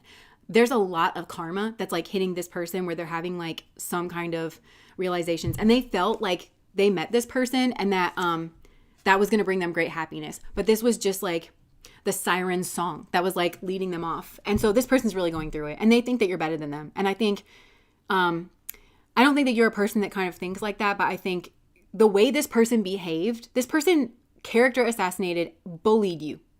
Yeah, I'm better than somebody who bullies people. I just am. Because that's how I'm choosing to show up in my life. Am I like, not my soul? We both have the same like value and like potential as souls. But yeah, like 100%, you're better than this person that they ended up with and the kind of people that they hang around, 100%. And like this person is kind of realizing that. I just heard they feel stupid. And I get into this energy and I feel protected because I can feel that you were alone. You were alone in this. And nobody had your back. And everybody was being very cruel behind the scenes. And so my energy just kind of comes out and I just want to growl. Nikki, thank you so much for the super chat. Thanks, Jess. Yeah. And this is the kind of thing, this is victim, rescuer, persecutor, because Marion just said, I do feel sorry for him, but also I had to give him permanent space to really register why, because I don't think he was seeing that about himself. It's like, yeah, I feel like you do. Like, I feel like this is like the constant spiritual struggle. It's like, I do have a heart for you. I do like understand that things are hard sometimes, but like you have to sometimes give to God what is God's, because you are also a person in this life as well. And you do have to look out for your best interest as well, you know? And so it's like, I really vibe with that, but hopefully your guide team can like help you work that out if you choose to decide to be a better person and to hang out with better people, you know, and to be responsible for your actions and not just try to shut it off, you know? I feel like this is like a rude awakening for this person because it's like they were trying to not think about what they were doing. And I think alcohol could have been a big part of that, or like partying or substances. And now all of a sudden it's like they're confronted with like, for some of you, I just heard like a decade's worth of like bad behavior all at once. And they're realizing there's something really creepy and gross and seedy about the kind of people that have been around this person where it's like, I can't believe that I like, and I don't think it was just you as well. Like, I think you got bullied by these people, but I also think these people are terrible to multiple people. And this person was like having their back and indulging their behaviors, made this abuse much worse for the people that these people target in their lives. This isn't just you. They collude this. I just hearing they colluded with dark forces. And so this person is being called home. They're being called home with the stars. Remember who you are. I just heard that. Simba, remember who you are. So this person could have like paternal guidance. This is like the Pitris, the male lineage, father, grandfather, that's calling this person back. We're done with it. Come on. I just feel like this person could not be more disappointed in themselves. They should absolutely feel stupid. Oh my gosh. Okay, so you know how we've been processing through anger? I'm just going to say this last bit. At least I very much have, because I realize that I shove my anger down, but it doesn't mean that it goes away. It just comes out in like a myriad of different ways. I've just been learning a lot about that. And Spirit was showing me of like tarot messages and the way that like they can come through and the way that they feel like they resonate with us. And on the stages of grief, like certain messages come out through the lens of denial. It's still like the truth of the situation, but if you're in a state of denial, then you look through the lens of denial and it's like, oh yeah, I think this resonates with me. But like with the anger one, a lot of times for me, because okay, there can be like a bolt of lightning, a bolt of truth, right? And the stages of grief are not always linear. So you go from denial to bargaining.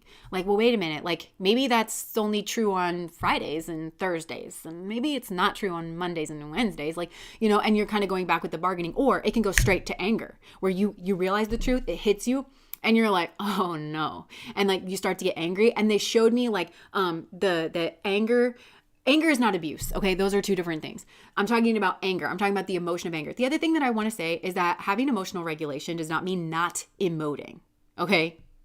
And women get told that a lot, so I'm just make sure everybody knows that. Like the anger, like the temperature rising almost like a fever, where it was just kind of killing off all the germs, like all the wrong germs that had like kind of crept in and around you. It's like kind of killing that off so that you can have the clarity again. Because anger is associated with fire. Fire is very much associated with like purification. You know, you can put metal in the fire to kind of like try to kill off some of the bacteria and stuff, you know, and having that kind of, you also, when you burn a field, you know, it kind of resets things. So it like it enriches the soil. Like there's that kind of quality, I feel like, to this anger, and to finally admitting that you're pissed off. To find out that this person, you would be crazy if you weren't pissed at everything that I just told you about this person. Like that's a normal, healthy, sane reaction to be like, this person bullied you and character assassinated you with multiple people that were probably around you in your face pretending to be friends. That should piss you off. Like, I'm not telling you that you should retaliate against them. And I don't think this is a group. I don't think I read for a group that even needs to be told that. I think part of the reason why you have this kind of people creep up around you is because you've just been so ever nice, ever forgiving. These are the kind of people where my husband showed me this meme, and it talked about like the social contract of tolerance. And they were like, tolerance, if you don't look at tolerance through the lens of morality, but instead if you look at it through the lens of a social contract, Like, we're agreeing to keep the peace between the two of us. You know, if you break that social contract, you are no longer protected by it. And this person and all their little like flying monkey friends, I kind of feel like this person's actually a flying monkey. They have strong follower energy, and you're just not safe around a person like that. And I think that person's realizing it too, because you have leadership energy. And I think this person could have resented it. These people resent that about you in the past because they couldn't control you. These people couldn't control you, and they knew it. So instead, when somebody can't control you, when an abuser can't control you, they want to control how other people see you. That is exactly what went on here. So yeah, like this, I don't know. It's just, they broke the social contract. And so when you're like, no, I don't want to be friends. I don't want to sit down and talk this out. I don't accept your apology. I don't want you around me. Like, that's sane. That is sanity, because these people don't operate within the bounds of human decency. They are not civilized. They're not choosing to behave in a civilized, cooperative manner. They take pot shots behind your back. Nobody should talk to these people. Nobody. And if they'll do it to you, or if they do it with you, they'll do it to you. So I feel like this person was trying to like avoid people talking about them. They're doing it anyways. And they're betraying him anyways. He's not outrunning anything. And it could have just like all caught up like all at once. Or this person finally just realized that that's what was going on. That these are people you don't associate with. And they've proven themselves to be that way. And that you are not uncooperative for saying like, if I'm going to be Libran, okay, Libran energy too, I'll just tell you this other nugget from my past. It's like very much like a teeter-totter, right? Because you have to balance it out. And if you're on a teeter-totter with a cooperative person, it can be a very fun experience. My first true boyfriend ever, when I was like 18, okay, I was a little teeny tiny Jess. We one day walked down to like, there's a playground that was near my house. Nobody was ever there. It was like in the middle of nowhere. And we got on the teeter-totter together. And he goes, put your feet up. And I was like, no. And he was like, come on, trust me, put your feet up. I put my feet up. That bastard dropped me on my ass. It hurt so bad. And it hurt for multiple days. And if that wasn't the exact trajectory of our relationship, it went up and then bitch, it went down. Okay. And it cracked my ass.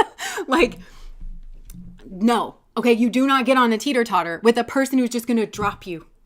Like, you don't do it. You can't do it. You can't be in that Libran dynamic with somebody that you cannot trust. And also, like, this person sees these people. What this person saw was these people smiling in your face. But it was you, so who cares? It wasn't them, it was you. So they saw these people smile in your face and then talk mad shit behind your back. And this person was like, I cannot wait to associate with you guys. Do you guys like me? You guys like me, right? And I can believe you when you say things, because you wouldn't say things to my face and then like, you know, behind your back, like do anything. Like, no, okay, just no. I feel like, yes, karmic lessons are going on here. Huge karmic lessons are going on here. And it's in the realm of Libra, and there's karma occurring here. And I just felt like tear energy. Like, I feel like this person is just, but I just want you to, I feel bad for this person because this person is weak and, they're a follower. And so in a sense, this is a person that gets trapped in the flying monkey cycle. It's like, I don't want to be a bully. It's just, I can't stand up to them, you know, kind of thing. But I do just want to remind you that when it was you on the chopping block, I feel like it's always this way. I want to say it's always this way with this person. So I don't know if you've like gone back to them in the past, or like if this is a multiple life thing. It's always this way. You're always up getting the tomatoes thrown at your face, being like jester. You know, I'm seeing like the fool with the little hat, you know, and everybody's like, and like throwing tomatoes at you, and you do not deserve it. This person desperately does not want that to happen to them. That's how bad. They don't want it to happen to them. That's the last thing in the world, but they'll sit back and they'll watch it happen to you. That's who this person is. You can't have this person around you. And yeah, I can see that this is a nice person, but they're too weak. They're too weak to have around you. And please don't have children with someone like this, because they're going to need to get out in front of that shit. And this person is just going to be like, were you bullying my child? Can I get in on it? Like, you know, no, let's stand it the fuck up. Okay. Stand it the fuck up. There's a reason that you put the people you date through paces. And I feel like this person's learning that the hard way. Okay. I'm going to take a drink. I'm going to take a drink of water.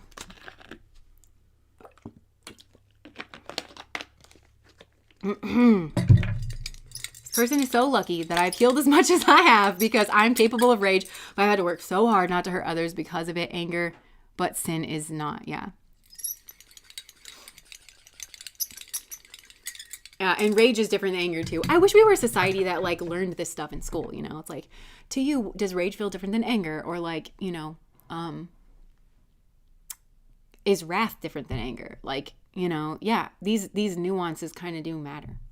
Anyway, I'm about to go into I could just feel myself going down to a philosophical hole. And I feel like this person in pile number 2 is like maybe going on some kind of like philosophical hole where they're like, you know, what's, I feel like they're being called home, like whoever, but I feel like you're not to be a part of that. And I think it's their masculine side that's like calling them up and saying, we're done with this. Okay. I just heard you were raised, we taught you better than that. Like, you know, kind of thing. When I'm president, we will teach being a good person for friggin' history. Thanks, Justin the Lovelies had to run. Resonate so much today. Good. Okay. It's divine and gonna be all right. Okay. Learning not to cast pearls before swine. That, you know, okay, sorry if you guys are bored. Like, this is part of like joining in with the live stream. Casting your pearls before swine. When you like really break down that lesson, it confronts a lot of like the good person, people pleaser stuff, because it's like, oh, well, if I'm determining that you're swine, didn't that make me judgmental? Like, doesn't that make me a judgmental person? Well, I'm not supposed to be a judgmental person, but it's like, that's healthy judgment where you have to decide if somebody's worth your time, if somebody's a safe person to you and to other people. And if you see them not being a safe person to other people, that should be a red flag to you. Don't be flattered that you're not a part of the group that's like on the chopping block. And they're probably intimidated by that person. That's probably the best person in the room, you know? Like, so that's like the one thing. And then not to cast pearls before swine. It's like, you have to value yourself, you know?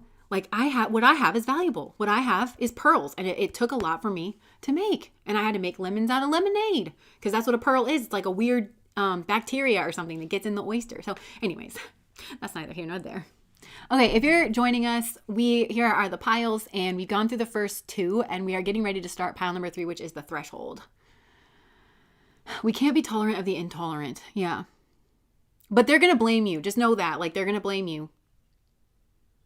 Teachable times, embracing chaos, exhale tranquility, love, center, felt. Yes.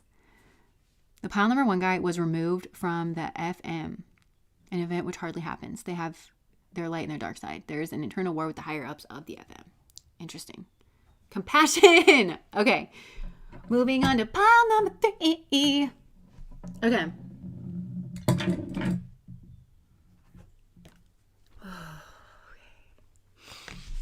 Pile number 3, the threshold.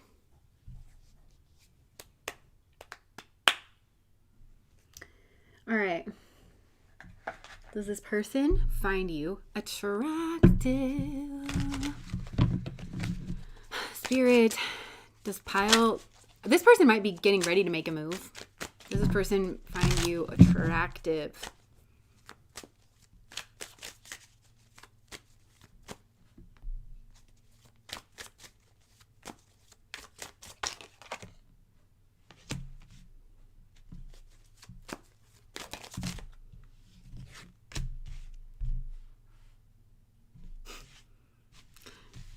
Hold on. I'm just not sure that this is different energy.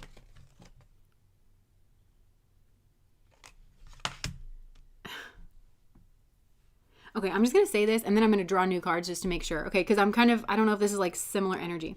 There's some kind of secretive energy about this. I feel like there was like a betrayal here in the past, and then you're wrestling this person's like pig energy. Like this person was maybe a pig to you in the past. And they want to, yeah, they do find you attractive, and they could be like on the threshold of getting ready to make a move. So that could be like a specific message here, but I'm just going to get new cards because I just want to make sure that this is new energy here for pile number 3. Does pile number 3's person find them attractive? Yeah.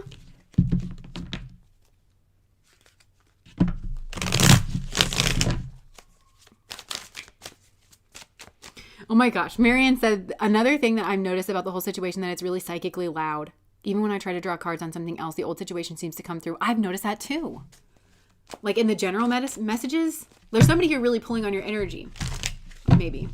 Okay, let's look at this. Pile number 3. Dang. Okay, what's pile number 3? Does pile number 3, this person find them attractive? New energy in pile number 3. Is pile number 3's person find them attractive? Is pile number 3's person find them attractive? Yeah. This person wants a new beginning with you. Yeah. This person finds you attractive. Okay, so we had the Ace of Pentacles come out. This is the deck that I can't show you guys, but it's the Tarot of Sexual Magic. So I feel like there is a lot of like schmegdual energy here, but I feel like this person is on a threshold, and I feel like they feel intimidated because maybe for some of you this is like a player energy or somebody that's just used to being alone, and they want to jump in with you and they want to make you this offer and they want to start this new beginning, but they're also kind of like back and forth here about it. Hold on. There's something that they need to heal about like jumping in and out with somebody else, or like this person could have been like watching you from afar, and I feel like this person has like hookups that they like hook up with, and they could be watching you move on with somebody else. Like it's like this person does whatever it is that they do, okay? And then they come and they like peek in on you to see like what you're doing, because it's like this person wants this, but they're like they teeter on this threshold energy. So yeah, this person finds you really attractive, so much attractive that they want to start this like Ace of Pentacles energy with you. But there is a sense that they have to maybe, oh my gosh, it's like when this person tries to hook up with other people, I feel like there's just something in their head that like reminds them of you, like always. I'm getting this little like lizard thing. It's like Jiminy Cricket. It's like their little conscience. It's like, I don't know. Like, I feel like this person defends like a lifestyle or a behavior that they don't really even believe in and they don't really even want anymore. I feel like it's just a negative habit or a negative routine. It's like they've just always done it. But, and it could be with a particular person that they just kind of jump in and out with. Yeah, they feel like they've got choices here. And this person is kind of a fantasist. Like they like the fantasy of love. So they're like, oh, I wonder what this could be. And like everything like that. But then that wears off. And then they think about you. And then this person remembers you and like your connection from the past. And then they start to feel sad and they look at your pictures. And then they maybe try to even make you jealous for some of you. Or it's like they just think of you while they're out doing things with other people, which is sad. But yeah. Because this person is like, this person doesn't know how to approach you, because it's like they think about dominating you and they think about that being impressive like to other people, but they want this Ace of Pentacles, which I'm just going to cover this. They want this, see like how happy that is, and they're just like cuddling there. They want that, and see how that feels like comfortable and stable and everything. But then it comes through like this. See, like the whip? It's like control and domination. And I feel like this person maybe just keeps starting fights with you. This could be connected to some of the other piles here as well. And this person's like very confused about that. I just heard ask confuses them.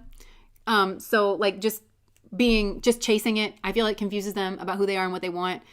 This person's in a fantasy about like who they are in the situation. Maybe like a little bit like James Bond or something, but also maybe like you have, for some of you, I feel like your derriere like confuses this person, because they're like, I don't know, like I want to have a relationship with you, but it's like that ass. Like, I don't know, something like, I don't know, confuses them.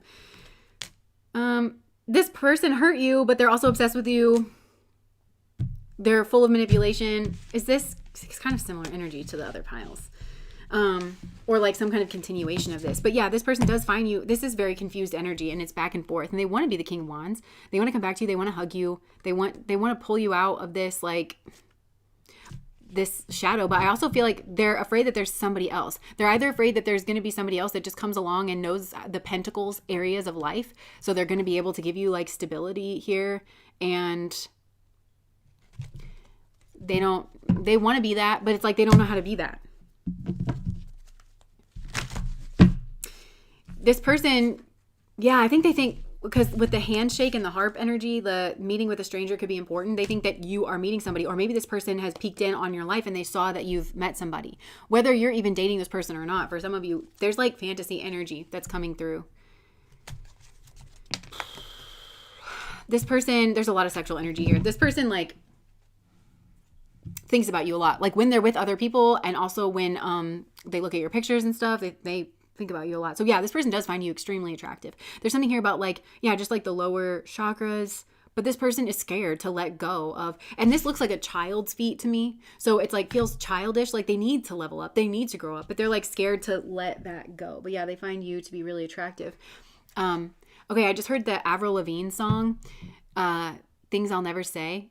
It's like, I'm staring at my hair. I'm pulling at my clothes. I'm trying to keep my cool. I know it shows. Something, my cheeks are turning red. I'm searching for the words inside my head because I feel so nervous and you seem so perfect and I know you're worth it. If I could say what I want to say, I want to blow you away. Be with you every night. Am I squeezing you too tight? If I could say what I want to see, I want to see you go down on one knee. Marry me today. I'm wishing my life away with these things I'll never say. Yeah, this person feels like they can't come forward. Like they can't say to you, possibly maybe because there's been too much water under the bridge. This person misses you. I'm having wild thoughts about you. They have wild thoughts. I feel like you're just like this ever constant presence. Like this person has tried to outrun this connection, I feel like, and they just can't. I miss being around you. There could be something here about, okay, I'm hearing that Taylor Swift song, Dorothea. Are you still the same soul I met under the bleachers? You know, it might be a question about who you are now and what you want, because also with the Avril Lavigne thing, you know, there's that big conspiracy theory about, is she dead? Is it her stunt double that's now her? Like, you know, are you still the same soul I met under the bleachers? You know, I guess I'll never know and you'll go on with the show. Like this person feels like, well, I'll never know. Like this person does. They find you like endlessly attractive. But this to me feels like a person who could have liked you for a long time and maybe who could have even been watching you for a long time, and they like you like no matter what phase of life, no matter how you're styling your hair, what kind of clothes you're wearing, or however you change and grow. Like this person always feels this like endless attraction to you and they don't know why. And it's because they've never really like jumped in with somebody. Even if this person has been in a relationship, like maybe you moved on and this person moved on, they've still never ever crossed this threshold. It would be somebody that they can still kind of be in this energy with, this not leaving their comfort zone energy with, you know, for whatever reason. So I'm spying on you. I want to be more than friends. Yeah, that's for sure. Yeah, this person wants everything with you. It's just they don't know how to get out of their own way kind of thing. These have all been very frustrating energies.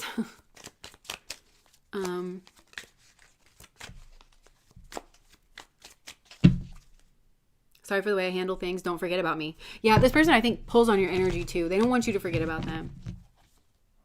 I want more than what we have. Yeah, this person's like longing for you and they want to talk to you. This person wants to text you. I feel like this person, like that would feel most comfortable for this person is just to text you, you know, and then like you guys just start texting and, you know, then you can kind of like, I effed up. I feel like this person has something, they effed up. They feel like they missed their chance and they missed the timing of something here. I'm seeking revenge.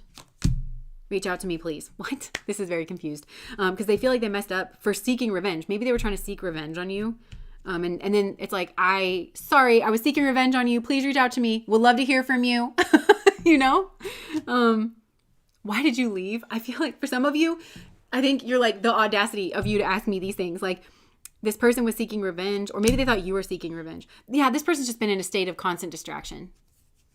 I'm talking about you to others. Every song reminds me of you. I find you interesting. I feel there's too much competition. Yeah, I feel like this person, whether they're imagining it, because there's like 7 of Cups energy here. It's like confusion and imagination and options. And like, so they could really get in their head imagining that you have all these options and they're all offering you the world. You know, one person is a prince from this country with 4 palaces and the other person has 7 Ferraris and 1 McLaren. And the other, you know, it's like this person just like gets in their head so much instead of just going after the thing that they want. And also, I think this person, I'm hearing put up or shut up. So I feel like this person doesn't know if they can show out in this like Pentacles arena because they've never done it before. So it's like all a new experience. You have changed me. Yeah, this person feels like you've changed them. They want something with you.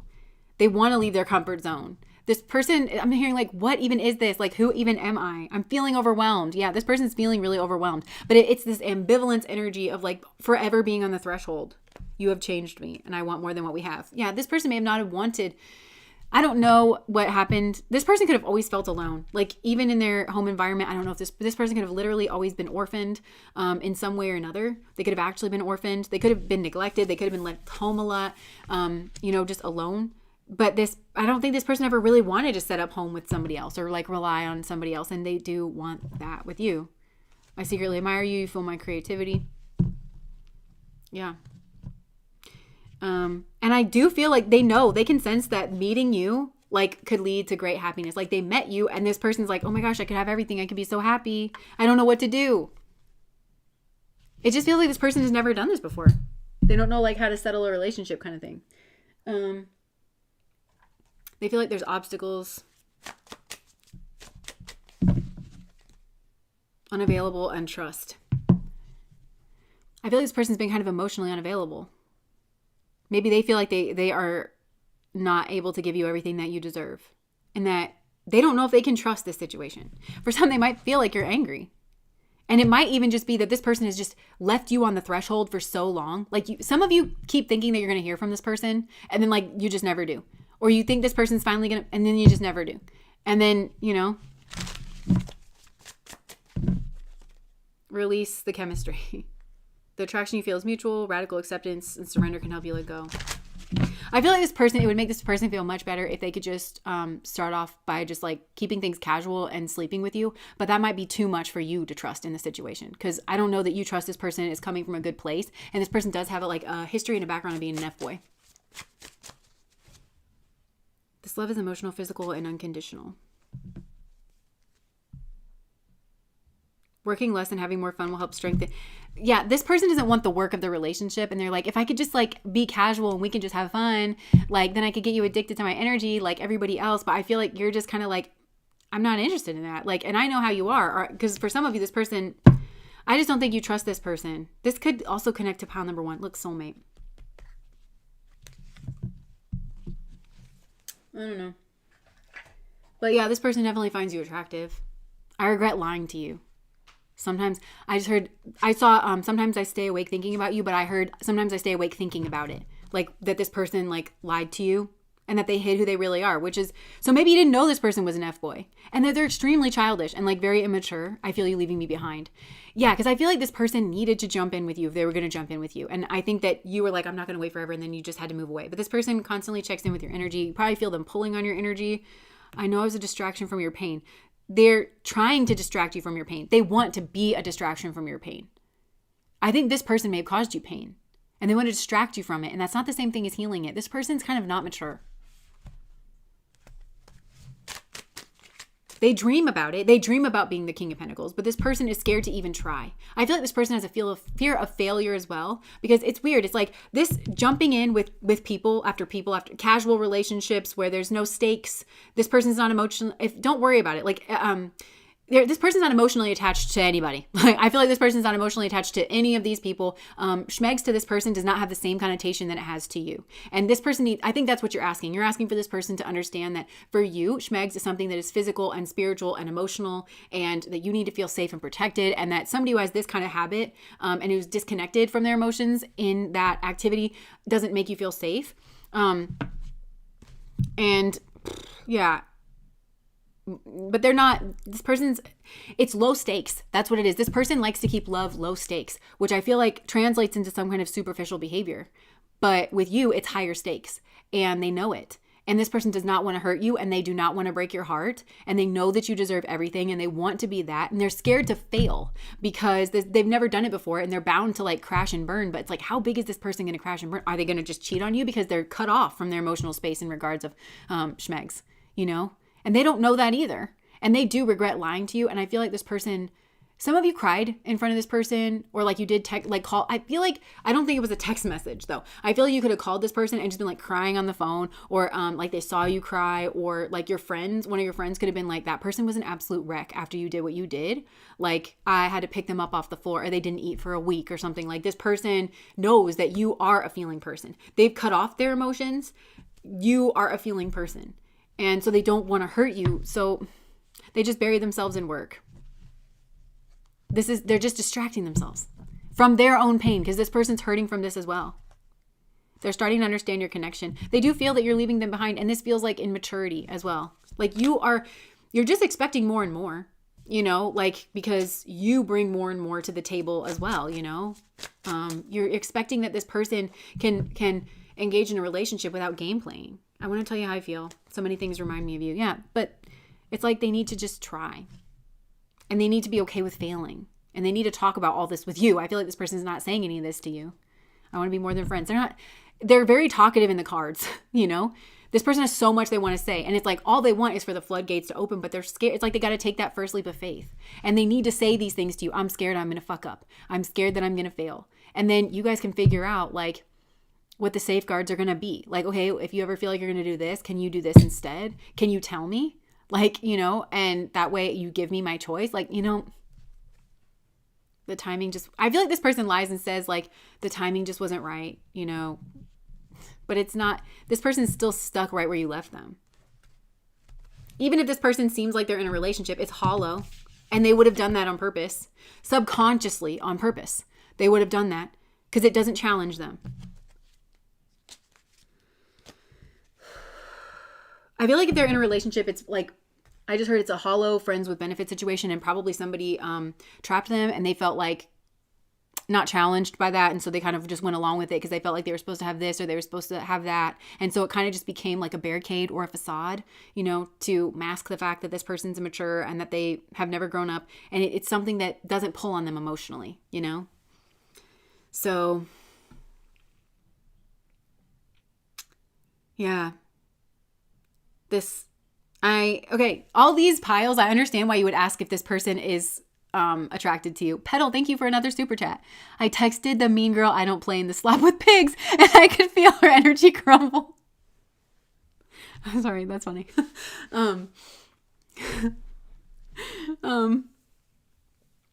Yeah. So, I don't know. I just feel like this person...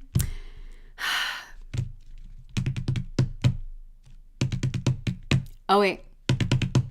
Does that ring a bell? That's Case of the Ex by Maya. It's after midnight and she's on your phone. Say you'll come over because she's all alone. I could tell it was your ex by your tone. I don't know. Tell me, what is it that she wants? And what is it that she needs? Did she hear about the brand new Benz that you just bought for me? Because y'all didn't have no kids, didn't share no mutual. This man needs boundaries. And if he, like, I would play 0 games with this man. If he wants to have his phone down, just be done. If he wants to, like, get all weird, oh, well, I just got to keep in touch with my ex that there's no earthly no, we're done. Like, I wouldn't let it get that far. Like, and I think y'all need to, if you're going to try to make this work with this person, this person's not going to do anything. This person's like prepared, like they're scared. Like this person's scared. But I would just say like, I feel like you're a person that like you have a lot of elasticity, but this person is admittedly, I feel like it's hard for this person to hear this. They are admittedly a cheat, admittedly. And I feel like this could have like broken you guys up in the past. So the standard is much higher.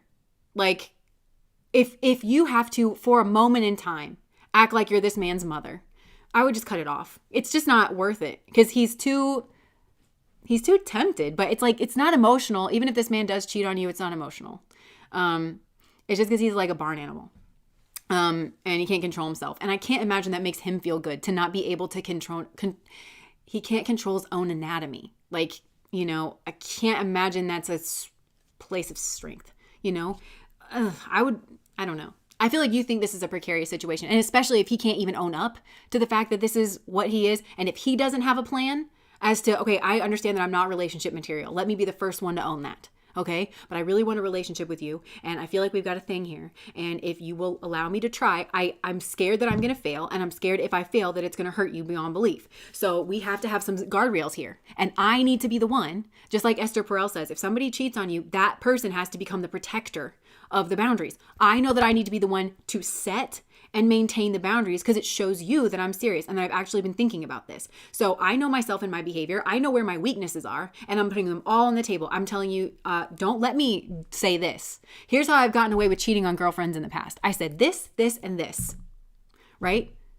You can look through my phone at any time. You can da-da-da-da-da. Like, what are the parameters here? And if this person doesn't come back with them and you don't feel safe with them, I feel like this is a risk. It's really a risk. It's asking a lot of you to trust this person. So if they want to make things work, then they need to be the one doing it.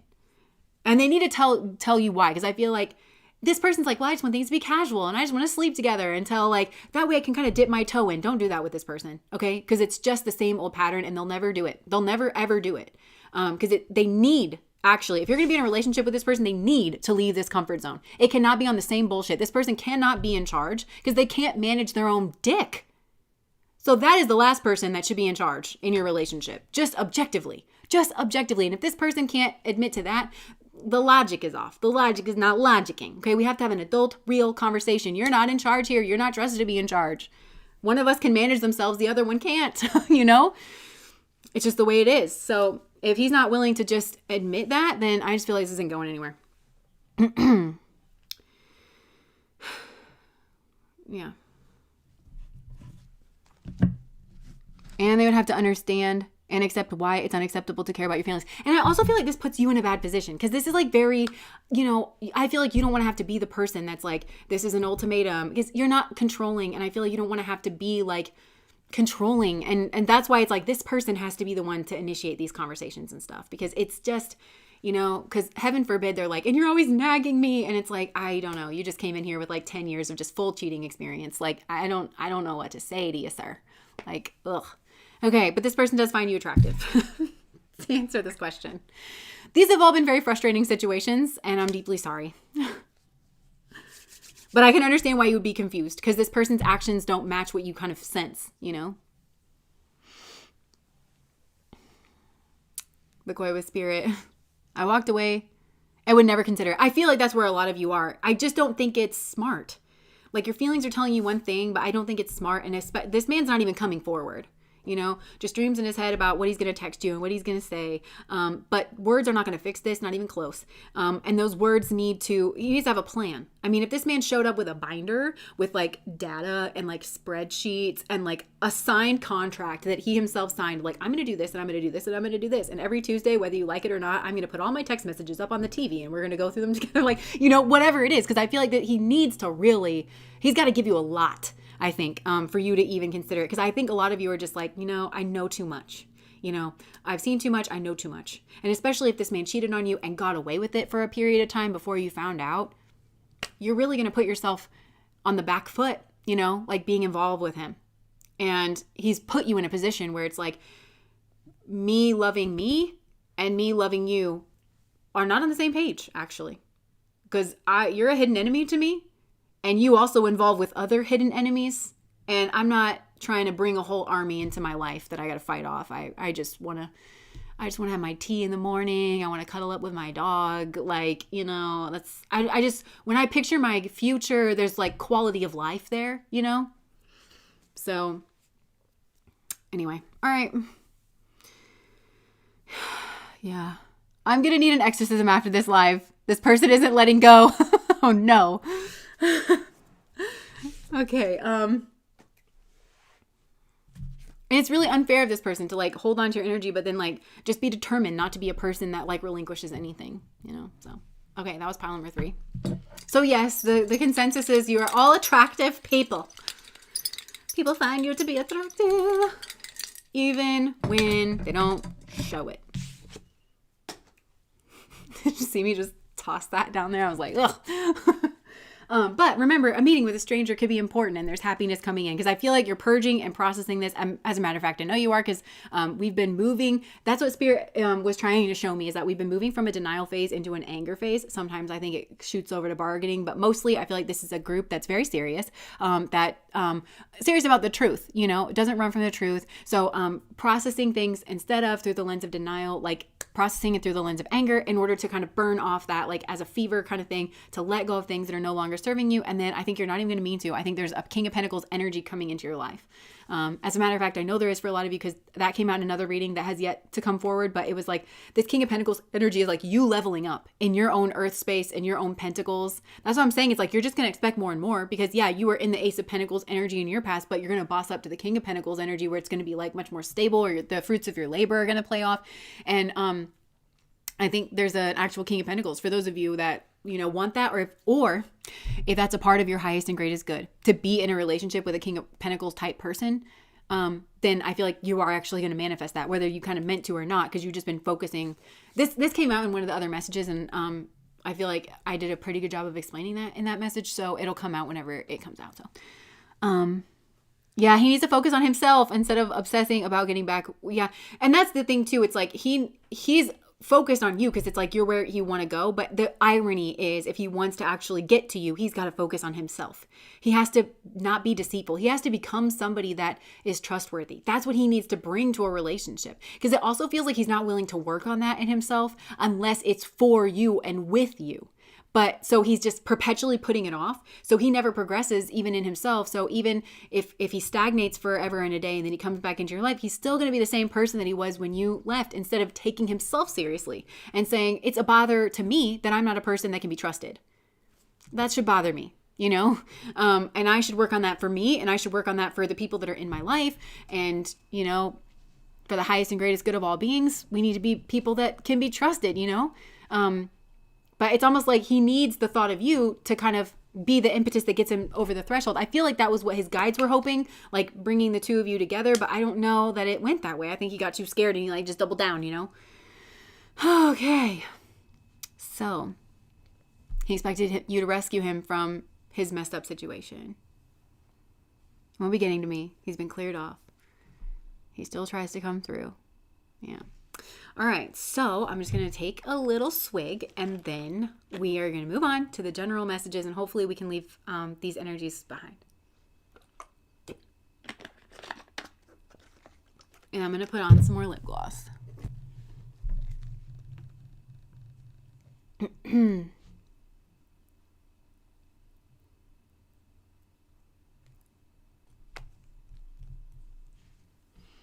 The singular energy times 3. Honestly, that's kind of what I was getting to. It's like just in different stages and different flashes, and cool.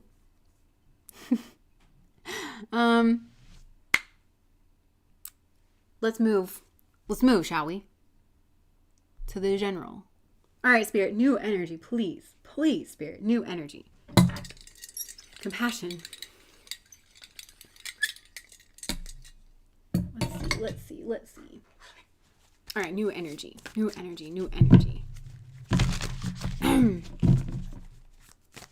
Okay, I just heard it's a Brandy song from back in the day. It's like, I have a dream, a crazy vision. It may sound strange, this intuition, but it was true beyond description, and somehow I knew that it was real. So I feel like I'm hearing visionary. Like you've had some kind of vision here. Or some kind of taste, or like a feeling of something, a promise that was like, it's waiting for you. If you just engage with it, that's real. That's real. I think you've seen yourself as like being successful in some kind of way. And that's real. And it's like engaging you with your power. And I just saw you be like, me? Wait, are you choosing me? And like the answer is yes. So whatever that is, it's real. Like if you saw some kind of image of yourself or something, like it's real.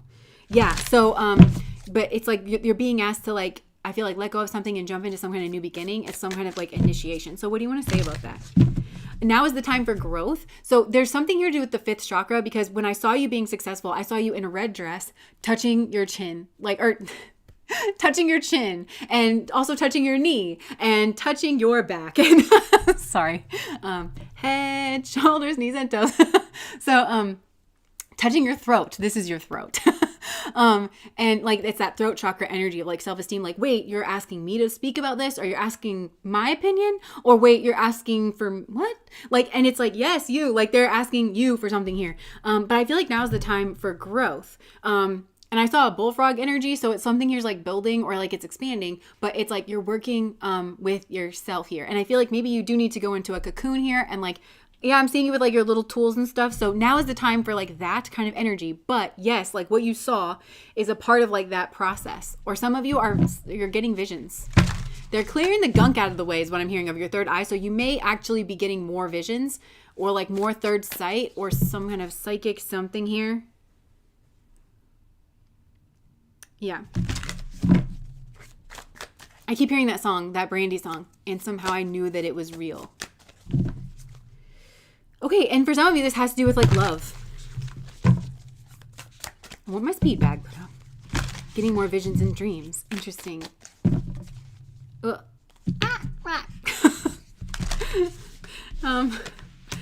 So yeah, it's like a period of withdrawal, because I feel like you need to concede something here where like now's not the time, because maybe some of you it's like you wanted to go after this dream and you wanted to get in there, but you've got to concede that it's not the right time, and that I just heard you're outmatched or something here like that. You have to concede that it's not the right time. And I feel like there's There's no way that you can win now. And there's also a potential that like you or the other person could like blame something else. Like if this is a boss or something, it's like, well, it's not the right time. Like we don't have it in the budget or something like that. And so I feel like if you go after whatever it is now, there's a potential that you feel the rejection energy, but it's not actually a rejection because whatever it is that you saw is actually real. But it's not the right time. And so you need to go to me, this feels like a paradox because it's like, yes, that's what you're going to get, but you need to turn and you need to go this way, or you need to like do this thing. And like, that's actually how you're going to get there. And they're showing you the vision so that you know that it's real. And so that it's the wind in your sails and it's going to carry you forward.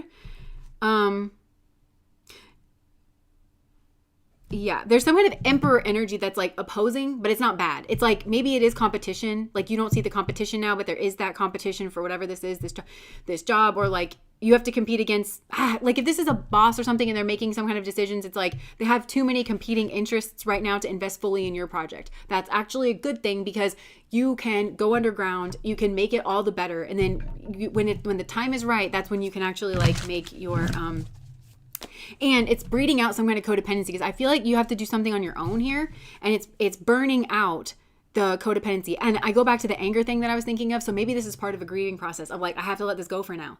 And you were in denial about that in the past, but now it's going to an anger. That is the truth. And I feel like it's going to spark some kind of anger, but the anger is going to burn off like some kind of fantasy energy, or like whatever the illusions were that were kind of pleasant to think about, but they were keeping you kind of like stuck in a certain energy, but it's gonna move you on here. What about a few weeks ago? I unscrewed the pump in my hand sanitizer bottle and had it inches from my lips when I woke up. Whoa. I had unscrewed the pump to your hand sanitizer bottle. Oh my gosh, that's so freaky. Wow.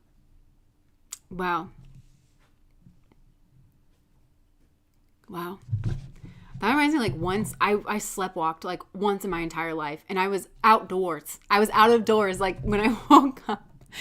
Like I had opened the door to the outside and the cold air hit my face, and then I woke up and I was so freaked out by that. To my knowledge, it's never happened again. But Alex and I moved like the dresser over in front of the door like to barricade myself in. It freaked me out so much. That's scary.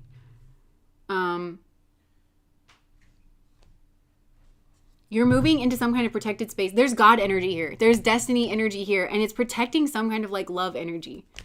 It's protecting your heart. I feel like you want to follow an impulse, but don't follow an impulse because it could potentially give you the feeling of rejection, and you're not actually rejected here in this space.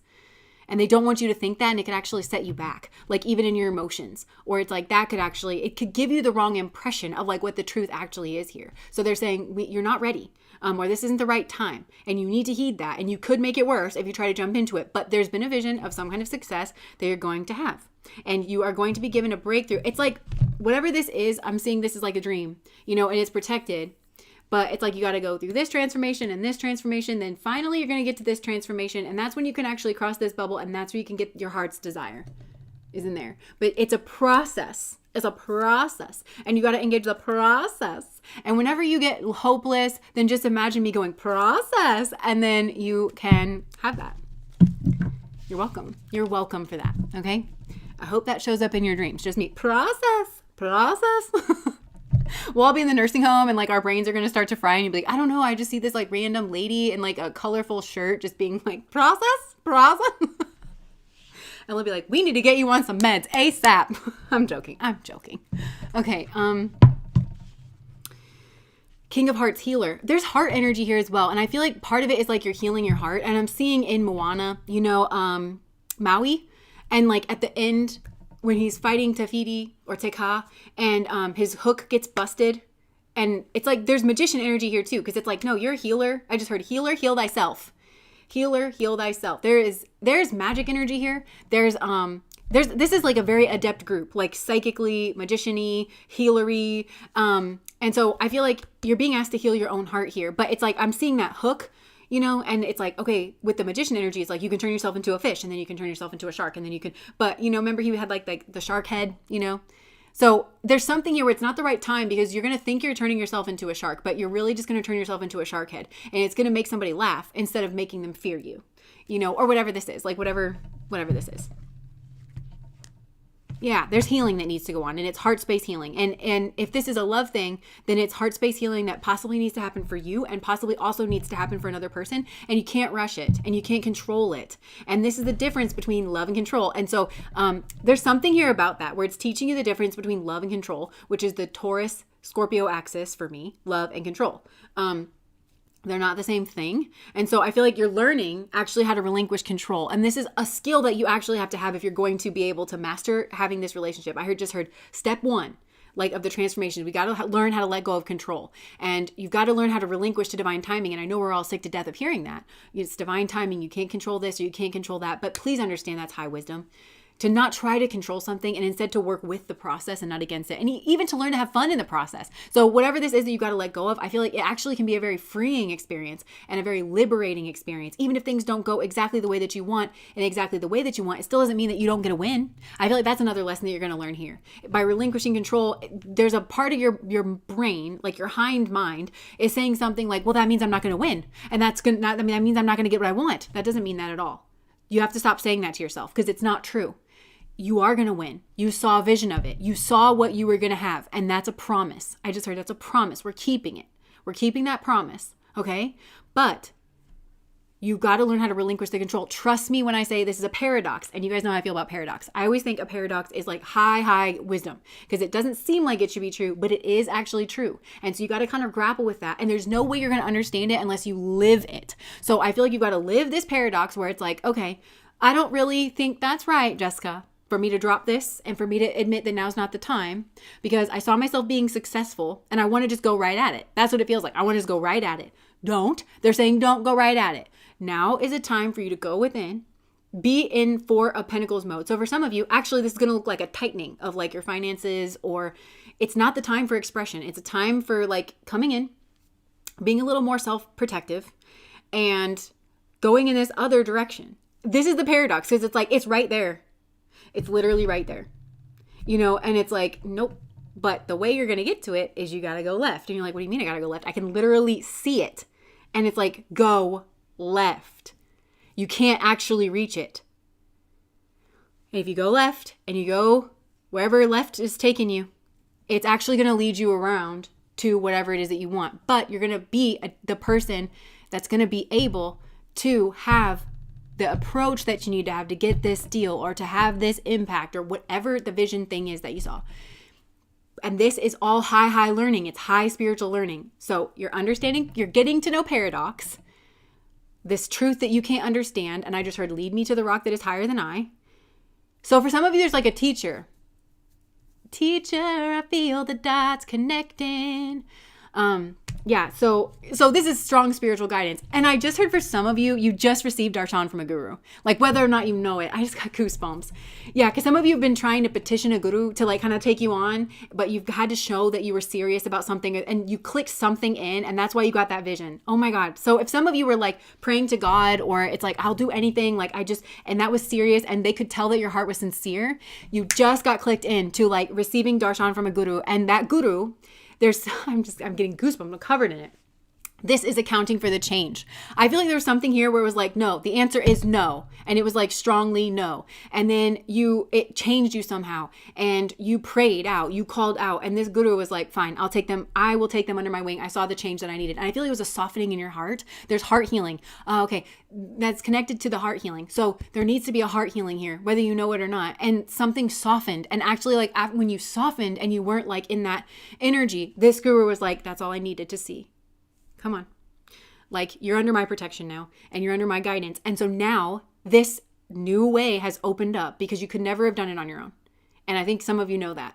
Whatever it is that you want, you can never have done it on your own. And those of us who work with spirit, like you kind of realize like you can never do stuff on your own. Like, and the things that like, I don't know. Sometimes I'm still shocked that I'm like a tarot reader and I call myself a chaos witch. Like if you guys knew me from back in the day, okay, wild. This is wild shit. Like, crazy, okay? But it's just one foot in front of the other. And like, you just kind of never know like where it is that you're going, but you have to have that like heart for God, And I feel like you do have that. And they're like, trust me on this. I'm going to get you around the obstacle that you yourself could not get around. That's what this guru is saying.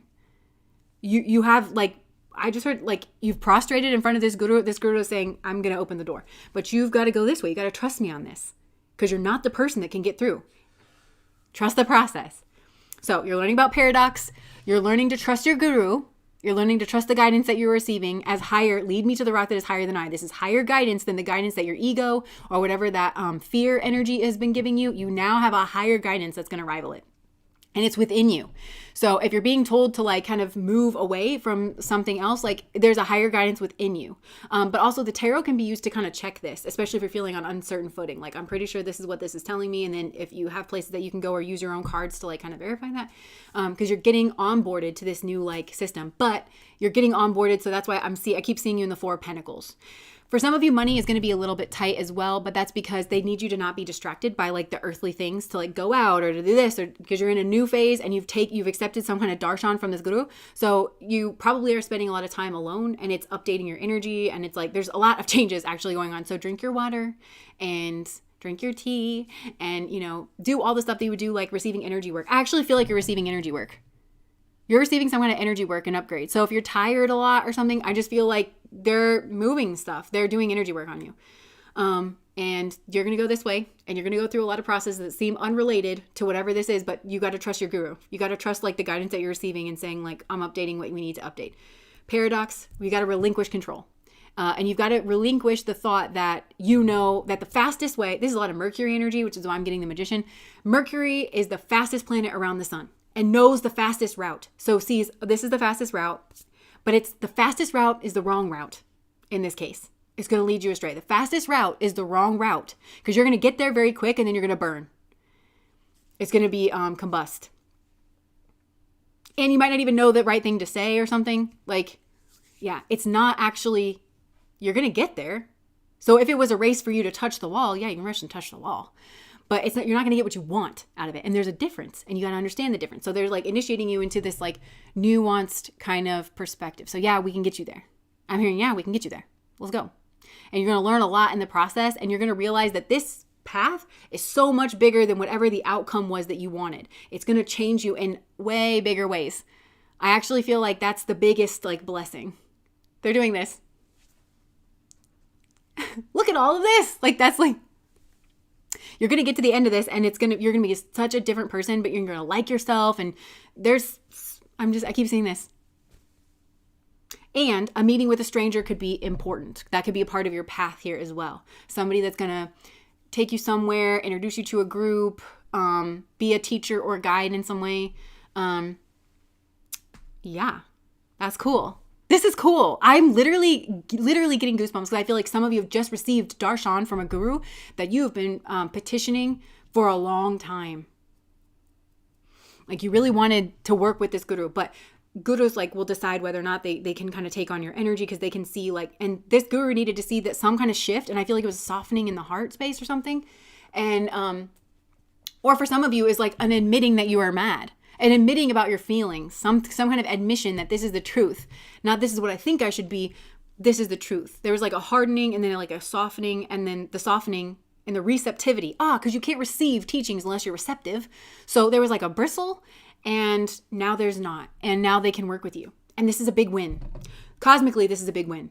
I feel like this is so huge. Like regardless of you getting that vision, and they are going to work with you to get you that vision. But like beyond even that, like I just heard, yay, this is so good. This is so good. 5 of Hearts, sorrow. But for now, we have sorrow. And for now, we need to grieve. And she's dead in this. Because that looks like the same lady. And that's the path, is like the old you is gone. The old you is gone. I almost had a song there. Because you couldn't win that way.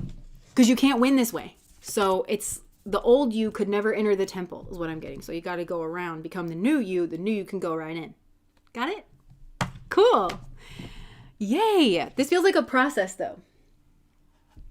And there was that. Remember there was the first butterfly. There was a second butterfly. And then the third butterfly can get in. So it's like there's one full cycle process transformation. Another full cycle process transformation.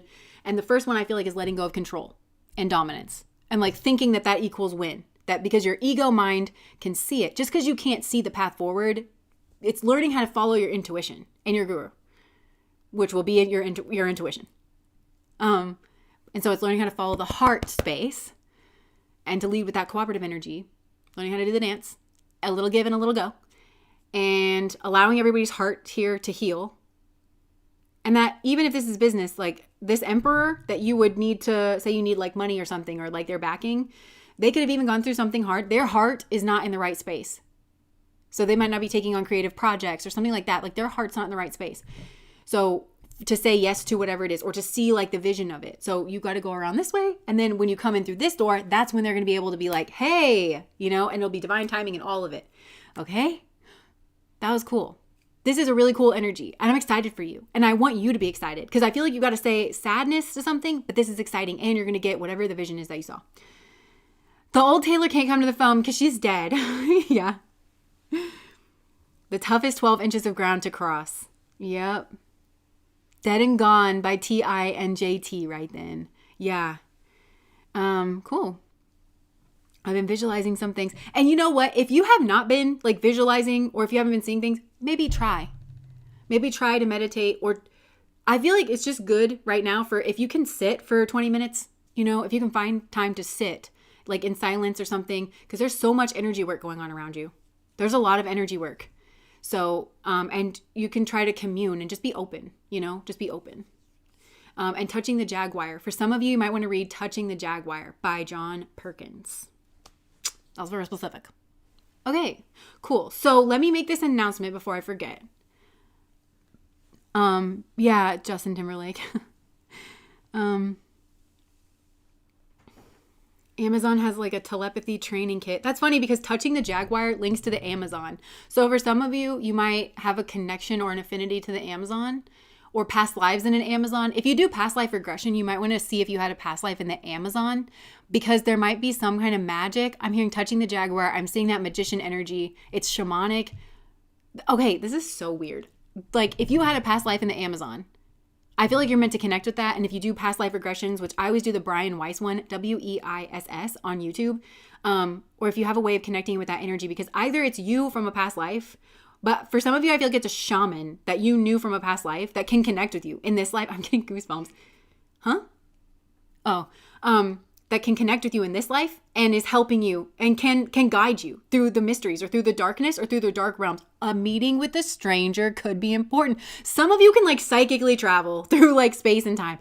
So, and again, like with the Touching the Jaguar, also because the reason that I wanted to mention that book is because there's a process, and I can't remember what it's called, but you find this process all over the world. Okay. It's kind of creepy, but you basically pretend to be dead, and you don't pretend like a child pretends to be a pirate or something. It's like Shavasana pose in yoga, when at the end of like a yoga class, when you sit there and you practice, like it's a dress rehearsal for death. So you really do like let all the muscles in your body go. You let everything like freaking go. And you do that. And then eventually like you meet a guide. I did it once. And you know what? I'm such a funny person to be involved in spirituality because I've naturally had these experiences. Like even before I knew about spirituality, I did know about meditation, and I did it. The first time I ever tried, I did it, but I like popped up and I was like, I felt like I was in space. I was like surrounded by stars, and I went, nope. And then like, I just kind of like, I didn't know what that was. And then like, I just never tried to do that again. And then I did the thing from Touching the Jaguar. Immediately I did it. And my guide was a merman. I was underwater in a place underwater. And he had red hair. He was big and bulky, and I could see it was sad. Like the place that I lived was like sad. And he was swimming me very solemnly, like up over a hill. And we were just getting ready to look over the hill. And that's when I was like, no. And I pulled myself back, but I could sense what was over the hill. And I saw a village on fire, like in an interesting way. Like, obviously I don't think it was on fire under the water, but there was some kind of destruction, massive destruction. And it was sad. And I've also had visions of like a sea cucumber thing with tentacles that kept grabbing my friends and putting them in a spell, like putting them like I wonder if this life is like a hallucination and I'm in my water world and a cucumber got me. And now I just think that I'm Jessica and that I live in America and that everyone is crazy, And it's like, but like sucking the energy out of like I don't know. And I don't know that that's true or not. I'm just saying, like, I've seen things like that. And it reminds me that we have no idea what life is. Like, we have no idea what reality is. But maybe that's a calling for me to, like, try to see what that mer person was trying to show me. Because I really didn't want to see it. I knew it was going to be bad. And I was like, I get the gist. Like, just, yeah. So, The Matrix, yeah. So you might want to read that book, Touching the Jaguar, because it walks you through actually like the process. And yeah, they used to navigate using that. Yeah, so I'm a medium. And here in Brazil, we have this full religion that follows spiritual knowledge given by Allan Kardec. And Brian Weiss is a big name in this religion. I don't know if it helps, but I'll look it up. Interesting. Oh, yeah. It was a giant looking sea cucumber, but yeah. I love your story. So interesting. Yeah. And I like honestly have no idea. Like, I'm just interested, you know, I'm a Gemini. And so very naturally, I'm just very curious about these things. I don't know what they mean. I don't know what life is, but to me, that's what's in, I like being curious and I like exploring. And I don't like people who are like, well, this is what life is, or that's what like life is. I think we all have working theories at any given time. So I'm not trying to get like weird and semantic about it, but truly nobody knows, you know? So yeah. The last Rick and Morty, the whole was very interesting. Did you watch it? The last one? Oh. Beth said, I had a very detailed vision of having a vividly colored octopus on my head, a brain octopus that lived underwater, and the octopus controlled what I saw or experienced. That's so weird because that's like basically what I saw too. But also like the spiritual attack person like tries to put shit on my head sometimes. Yeah. Many Lives, Many Masters. Yeah, he's written a lot of books too. I think I'm seeing the difference between Gemini and Virgo. They are different. All right. Didn't expect you to listen today, but thank you. I took notes. Well, I'm glad. It's a nightmare. I'd wake up scared. Yeah, that's why I was like, I don't need to see what's over this hill. Okay. So, Black Streak just said, I'm trying so hard to remember I was researching the spiritual importance symbolism of the jaguar to South American cultures. Probably because I mentioned that book too. But touching the jaguar is touching your fear. You got to touch your greatest fear. And they believe that if you just touch the jaguar, then you're free because you did the thing that was most scary for you to do, kind of thing. So, yeah. Nice. My imagination does not do this. You know what's interesting about imagination? This is what we do here on the lives. We just talk about stuff. Because like, okay, I did this hypnosis thing and it would cost me like a lot of money to do it. And I was just curious about it too. But I've been listening to other people who had done it and everything. I really wanted to try it for myself. And the technique that they use to put you under is like they have you deal a lot in the right brain. So they'll say things like, picture a red bird.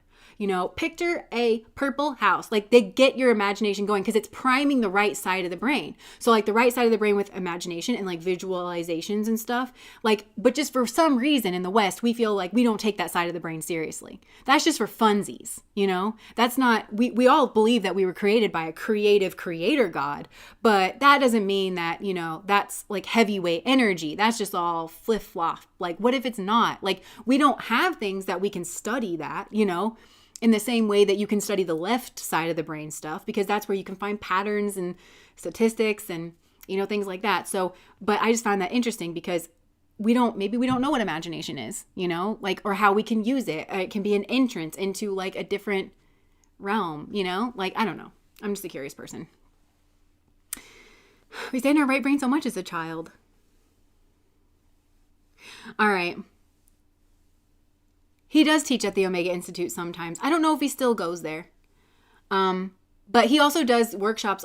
He's very old now. So I don't know if he still does workshops, but he does a lot of certifications because he's kind of on a mission to train people to do the kind of hypnosis technique. And his story is very interesting because did he go to Yale or something? He went to like a very serious school, made quite a name for himself. He was like he was like the leader of, I can't remember the name of it. Some kind of like therapy group, Mount Sinai therapy group or something. And celebrities went to him. That's how good of a therapist this guy is. And I think he calls her Catherine in the book, right? The first patient that he really kind of unlocked this like hypnotherapy stuff with. He'd been trained in hypnosis and he used it like every once in a while on clients. So she was told to come to him because she had severe anxiety. This woman was like afraid of everything and couldn't figure out why. Had been in and out with several different therapists. And finally, one therapist she went to, he said, you need to go to Mount Sinai and you need to talk to Brian Weiss and don't work with anybody on his team, work directly with him because this is like very serious and we can't seem to figure out what's going on. So he had been working with her for quite some time with like not a lot of success. And so as a last ditch effort, he was like, I'm going to try this hypnosis thing. So when he put her under, he gave her an instruction, like go back to when your symptoms first began. And when he's done this before, he was expecting her to go back to when she was like 2 years old or when she was like 5 years old or something. She goes back to freaking ancient Greece. She's describing like standing in front of the Colosseum. And after that, like whatever she had like a little daughter, I think, in that one. I don't know, because she obviously they do this several times, but she noticed like after that, after they worked through whatever that was, her symptom would go away and she would actually feel fine. So they're like at the beginning, he had no idea what was happening, but he was like, honestly though, as a healer, as a physician of sorts, I just care that she's getting better. You know, so she would keep coming in for these sessions and he would say, go back to when this symptom started. Like then they would move on to her next phobia. And then once she drowned in a tidal wave, she had a fear of like water or like being put underwater. She drowned, or no, it was a tsunami. She drowned in a tsunami. And I think that's when she had a daughter. That was the one where she had a daughter and they got separated. And that daughter she realized was her niece in this lifetime. And she always felt a special bond with her. But so souls kind of travel in packs, you know. And we dip in and out and play different roles with each other and stuff. So yeah. So then that started going away. And that's when he thought, I think there might be more to this. And then he started to do this like with other people and people started getting results. And I was very interested in that because I'm a very anxious person myself. And so that's where I started trying to go into past lives and things. But yeah, she had to go back to all of her traumatic deaths because if you have had traumatic deaths here, it gets kind of stuck in your energy field. Because after you die, you go to the other, like it's kind of a frozen memory, you know? Anyways, I hope you guys know that I am not ever trying to make you believe stuff or like even suggest that I fully believe something. You know, I'm just, like I said, I'm a curious person and I just have tried to explore my own life and like my own beliefs and things. I've always been interested in religion and spirituality and I don't know. This is a big wide world and there's a lot to explore and anyways, I love hypnotherapies. Sent you a video for funsies. Interesting. Oh, that's so interesting. I wonder, Fibonacci, I wonder if that's like related to something here, but yeah. Okay. Thank you guys so much for spending time with me. I hope you have a lovely week. And there's a Patreon reading coming out tomorrow. And it is, what are you leaving behind for good? That one is a good one. There's really interesting messages that came out. We have an extra week this week, which is partly why I feel like I can do a lot of the personal readings. So personal readings, if you're like one of the top 10, you're probably going to get a invitation to like sign up for the personal readings today at some time. And all the instructions are there. The prices have not changed. And yeah, I'm going to try to move through that. I guess that's all I had to say. So, okay. Thank you guys for being here. And I think we still have candles that are discounted as well. So, yeah. Oh, we have everyday magic candles that are 30% off while supplies last. Okay. That's what I have. There's if you check the pinned comment on Patreon for all patrons, you'll be able to see updated information on personal readings and what to expect there. There you go. Sorry if you can hear my cat drinking. It's very loud. Okay. Love and protection to you all. I agree. All right. Bye, guys.